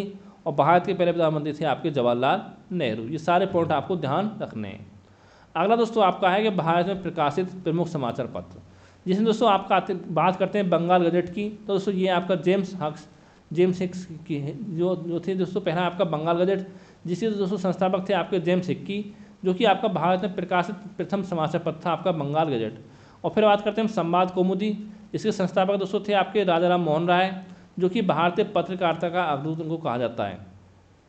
फिर आपका राष्ट्रीय गुप्तधर, ठीक है, इसके संस्थापक थे आपके दादा भाई नौरोजी। अमृत बाजार पत्रिका, मोतीलाल घोष, सोम प्रकाश, ईश्वर विद्यासागर, केसरी और मराठा, लोकमान तिलक। और दोस्तों एक चीज़ देखिए यहाँ पर ध्यान रखनी है आपकी, जो पत्र आपका केसरी था यह मराठी में था और जो मराठा था दोस्तों वो आपका अंग्रेजी भाषा में था। ठीक है। और बंगाली की स्थापना की थी, संस्थापक थे आपके सुरेंद्र बनर्जी। कवि बच्चन सुधा के थे भारत हरिचंद। यंग इंडिया, नवजीवन और हरिजन के थे आपका महात्मा गांधी। हिंदू पैट्रियाट के थे आपके हरिचंद्र मुखर्जी। बंग दर्शन के थे आपके बंकिम चंद्र चटर्जी। इंडिया ओपिनियन के थे आपके गांधी जी। वंदे मातरम के थे आपके अरविंद घोष। गदर के दोस्तों थे आपके लाला हरदयाल। बॉम्बे क्रॉनिकल के थे आपके फिरोजा मेहता। कॉमनवेल्थ और न्यू इंडिया के थे आपके एनी बेसेंट। ठीक है। सेटेलाइट के थे आपके सचिन सिन्हा। नेशनल हेराल्ड के थे आपके जवाहरलाल नेहरू। और आपके उदन मार्टंड के थे आपके जुगल किशोर, जो कि दोस्तों आपका हिंदी में प्रकाशित होने वाला प्रथम अखबार था आपका उदंड मार्टंड। ठीक है। अगला दोस्तों हम बात करते हैं आपका राष्ट्रीय स्वतंत्रता आंदोलन संबंधी प्रमुख वचन और नारे, जिसमें बात करें हम करुआ मरो की। तो उससे नारा दिया था आपका महात्मा गांधी ने। हे राम का नारा दिया था महात्मा गांधी ने। और साथ में हमने घुटने टेक कर रोटी मांगी किंतु उत्तर में हमें पत्थर मिले, दोस्तों ये भी आपका महात्मा गांधी ने दिया था। ये दिया था आपका सविनय अवज्ञा आंदोलन के से पहले। ठीक है। और ये एक ऐसा चेक था जिसका बैंक पहले ही नष्ट हो जाने वाला था। तो दोस्तों ये भी नारा दिया था आपका महात्मा गांधी ने। क्रिप्स प्रस्ताव के संदर्भ में ये नारा आपका दिया गया था। और दिल्ली चलो, जय हिंद, ये दोनों नारे दोस्तों दिए थे आपके सुभाष चंद्र बोस ने। तुम मुझे खून दो मैं तुम्हें आज़ादी दूंगा, ये भी आपका सुभाष चंद्र बोस ने दिया था। और who lives if India dies, ये दिया था दोस्तों आपका जवाहरलाल नेहरू ने। और आराम हराम है, ये भी आपका जवाहरलाल नेहरू ने दिया था। पूर्ण स्वराज, ये भी आपका जवाहरलाल नेहरू ने दिया था। और साथ में आपका मेरे शरीर पर पड़ी एक एक लाठी ब्रिटिश साम्राज्य के कफन में कील सिद्ध होगी, ये भी दोस्तों आपका लाला लाजपत राय ने दिया था। और साथ में साइमन कमीशन वापस जाओ नारा दिया था आपका, ये भी आपका लाला लाजपत राय ने दिया था। और दोस्तों एक ये था आपका मुसलमान मूर्ख थे जो उन्होंने सुरक्षा की मांग की, और हिंदू उनसे भी मूर्ख थे जो उन्होंने उस मांग को ठुकरा दिया। ये दोस्तों नारा दिया था आपका अबुल कलाम आज़ाद ने। अगला दोस्तों आपका है साम्राज्यवाद का नाश हो, ये दोस्तों नारा दिया था आपका भगत सिंह ने। और साथ ही क्रांति की तलवार पर धार वैचारिक पत्थर पर रगड़ने से ही होती है, ये भी आपका भगत सिंह ने दिया था। इनकलाब जिंदाबाद दिया था आपका हसरत मोहानी और साथ में भगत सिंह। देखिए दोस्तों, अगर आपके ऑप्शन में आए हसरत मोहानी तो ये आपको टिक लगाना है, अगर हसरत मोहानी आपके ऑप्शन में ना हो तो दोस्तों फिर आपको भगत सिंह आपको लगाना है निशान, ठीक है। अब दोस्तों सारे जहाँ से अच्छा है हिंदुस्तान हमारा, ये नारा दिया था आपको इकबाल ने। फिर आपका विजय विश्व तिरंगा प्यारा, ये आपका दिया था श्यामलाल गुप्ता ने। और सरफरोशी की तमन्ना अब हमारे दिल में है, ये दिया था आपको राम प्रसाद बिस्मिल ने। और जनगण मन अधिनायक जय है, ये दिया था आपको रवींद्रनाथ टैगोर ने। वंदे मातरम बंकिम चंद्र चटर्जी। स्वराज हमारा जन्म से अधिकार है, बाल गंगाधर तिलक। वेदों की ओर लौटो, ये दिया था दयानंद सरस्वती ने। जय जवान जय किसान लाल बहादुर शास्त्री। करमत दो सरदार वल्लभ भाई पटेल। संपूर्ण क्रांति जयप्रकाश नारायण। जय जगत विनोबा भावे। मारो फिरंगी को मंगल पांडे। और साथ में भारत छोड़ो, ये दिया था आपका मेहर यूसुफ अली ने। अगला दोस्तों आपके बात करते हैं हम आपका भारतीय संविधान के विकास का संक्षिप्त इतिहास। अब देखिए दोस्तों, ये टॉपिक आपका इतिहास में भी आता है और ये टॉपिक आपका पॉलिटी में भी आता है, तो यहाँ पर हम आपका इतिहास में इस टॉपिक को कवर करेंगे। तो सबसे पहले दोस्तों आपका है रेगुलेटिंग एक्ट 1773। तो दोस्तों ब्रिटिश सरकार ने कंपनी में व्याप्त भ्रष्टाचार एवं कुप्रशासन को दूर करने के लिए इसको पारित किया था। और इस अधिनियम के द्वारा बंगाल के गवर्नर को बंगाल का गवर्नर जनरल पदनाम दिया गया था, ठीक है। और इस एक्ट के तहत जो पहले प्रथम गवर्नर जनरल थे दोस्तों वो थे आपके लॉर्ड वारेन हेस्टिंग्स, ये भी आपको ध्यान रखना है। और इस अधिनियम के तहत ही दोस्तों कलकत्ता में आपका 1774 में एक उच्चतम न्यायालय की स्थापना की गई थी, जिसके मुख्य न्यायाधीश दोस्तों थे आपके सर एलिजाए हिम्पे थे, ठीक है। फिर दोस्तों हम बात करते हैं आपका पिट्स इंडिया एक्ट 1784 की। तो इस एक्ट के द्वारा आपके दोहरे प्रशासन का प्रारंभ हुआ था, जिसमें बोर्ड ऑफ डायरेक्टर्स की बात की जाए तो व्यापारिक मामलों के लिए, बोर्ड ऑफ कंट्रोलर ये आपके राजनीतिक मामलों के लिए गठित था, ठीक है। फिर हम बात करते हैं आपका चार्टर अधिनियम 1793 में। तो दोस्तों इस एक्ट के द्वारा नियंत्रण बोर्ड के सदस्यों तथा कर्मचारियों के वेतन आदि को भारतीय राजस्व में से देने की व्यवस्था आपकी इसमें की गई थी। अगला आपका चार्टर अधिनियम 1813 है। तो दोस्तों इसमें क्या हुआ था, इसमें देखिए ईस्ट इंडिया कंपनी को भारतीय व्यापार के एकाधिकार को समाप्त कर दिया गया था, लेकिन चाय एवं चीन के साथ व्यापार को जो आपका था उसको रहा था, ठीक है। उसके अतिरिक्त जितने भी आपके थे एकाधिकार उसको आपका समाप्त कर दिया गया था। और दोस्तों इसमें भारत में शिक्षा पर 1 लाख रुपये बाढ़ से खर्च करने का प्रावधान किया गया था चार्टर अधिनियम 1813 में। अगला दोस्तों आपका है चार्टर अधिनियम 1833।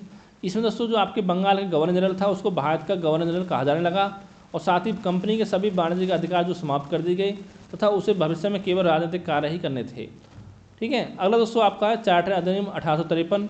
इसमें दोस्तों सर्वप्रथम संपूर्ण भारत के लिए एक विधानमंडल की स्थापना की गई थी 1853 के तहत। फिर दोस्तों आपका आता है भारतीय शासन अधिनियम 1858। इसमें दोस्तों क्या हुआ था कि इस अधिनियम के द्वारा आपके भारत के शासन को कंपनी के हाथों से निकाल करके आपका ब्रिटिश क्राउन को आपका सौंप दिया गया था। और इस अधिनियम के द्वारा दोस्तों 1784 में पिट्स इंडिया एक्ट द्वारा लागू द्वैध शासन प्रणाली को आपका समाप्त कर दिया गया था, ठीक है। और भारत के जो गवर्नर जनरल थे उसको नाम को आपका वायसराय कहा जाने लगा। तो यानी कि आपका लॉर्ड कैनिंग जो थे भारत के पहले वायसराय आपके बने थे। फिर दोस्तों आपका था भारतीय परिषद अधिनियम 1861। तो यानी कि वायसराय को पहली बार अध्यादेश जारी करने की जो शक्ति प्रदान की गई थी दोस्तों वो आपका भारतीय परिषद अधिनियम 1861 के तहत आपको की गई थी। अगला दोस्तों आपका आता है भारतीय परिषद अधिनियम 1892, जिसमें आपका अप्रत्यक्ष चुनाव प्रणाली की शुरुआत हुई थी, और साथ ही आपका बजट पर बहस करने तथा कार्यकारिणी से प्रश्न पूछने की शक्ति भी आपकी दी गई थी। फिर दोस्तों आपका आता है माल्य मिंटो सुधार 1909, जिसमें लॉर्ड मिंटो जो थे उनको सांप्रदायिक निर्वाचन के जनक कहा जाता है। और दोस्तों इसमें पहली बार आपका मुस्लिम समुदाय के लिए पृथक निर्वाचन मंडल की सुविधा आपकी प्रदान की गई थी। और साथ ही दोस्तों आपके सत्येंद्र सिन्हा जो थे वो गवर्नर जनरल की कार्यकारिणी का प्रथम भारतीय विधि सदस्य नियुक्त किया गया था उनको, ये भी आपको ध्यान रखना है। और साथ ही आपका मॉन्टेग्यू चेम्सफोर्ड सुधार 1919 क्या था, इसमें दोस्तों पहली बार आपका भारत में लोक सेवा आयोग का गठन किया गया था 1926 में। साथ ही केंद्र में आपका द्विसदनात्मक विधायिका की स्थापना की गई थी, और प्रांतों में आपका द्वैध शासन प्रणाली का प्रवर्तन आपका किया गया था। और प्रांतीय विषयों को 2 भागों में इसमें आपका बांटा गया था, एक आपका आरक्षित और एक आपका हस्तांतरित। और साथ ही दोस्तों आपका भारत में पहली बार महिलाओं को वोट देने का अधिकार दिया गया था मॉन्टेग्यू चेम्सफोर्ड सुधार 1919 के तहत, ठीक है। अगला दोस्तों आपका है भारत शासन अधिनियम 1935। इसमें दोस्तों क्या हुआ था आपका कि लोक सेवा आयोग के स्थान पर इसमें संघीय लोक सेवा आयोग का गठन किया गया था, और प्रांतीय स्वायत्तता प्रांतों में द्वैध शासन समाप्त कर दिया गया था, केंद्र में द्वैध शासन की स्थापना की गई थी, संघीय न्यायालय की स्थापना की गई थी, भारत परिषद का अंत किया गया था, सांप्रदायिक निर्वाचन पद्धति का विस्तार किया गया था, और साथ ही आपके प्रधानमंत्री को प्रीमियर तथा मंत्री को मिनिस्टर जैसे शब्दों का पहली बार प्रयोग आपका किया गया था। और देखिए लेकिन दोस्तों साथ ही देखिए आपको ध्यान रखना है कि देखिए जो आपका भारत संविधान के स्रोत हैं जो सबसे ज़्यादा लिए गए हैं दोस्तों वो आपके भारत शासन अधिनियम 1935 से ही आपके लिए गए हैं। अगला दोस्तों आपका है भारतीय स्वतंत्रता अधिनियम 1947। इसमें क्या था कि 2 अधिराज्यों की स्थापना हुई थी, जिसमें पाकिस्तान की स्थापना हुई थी आपकी 14 अगस्त 1947 को, और भारत की हुई थी आपकी 15 अगस्त 1947 को, ठीक है। और जो आपका 15 अगस्त 1947 को जो था आपका ब्रिटिश क्राउन का भारत पर आधिपत्य आपका समाप्त हो गया था और दोनों राज्यों के लिए अपने पृथक संविधान सभा के गठन का अधिकार दिया गया था और दोनों डोमिनियन के लिए अलग अलग गवर्नर जनरल बनाए गए थे, जिसकी नियुक्ति उनके मंत्रिमंडल की सलाह पर की जाएगी, ठीक है। तो दोस्तों जितने दोस्तों इंपॉर्टेंट इसमें थे वो दोस्तों सारे मैंने करा दिए आपको। और दोस्तों उम्मीद करता हूँ कि इस वीडियो को देखने के बाद आपको कहीं और से पढ़ने की आपको जरूरत नहीं पड़ेगी भारतीय इतिहास को, ठीक है। अगर दोस्तों कोई आपका सवाल हो तो दोस्तों नीचे कमेंट करके आप पूछ सकते हो। Thank you for watching. और दोस्तों साथ देखिए मैं आपको बता दूँ कि अगर आपको वीडियो अच्छा लगा हो तो वीडियो को लाइक करें और साथ ही चैनल को सब्सक्राइब करना ना भूलें। Thank you for watching.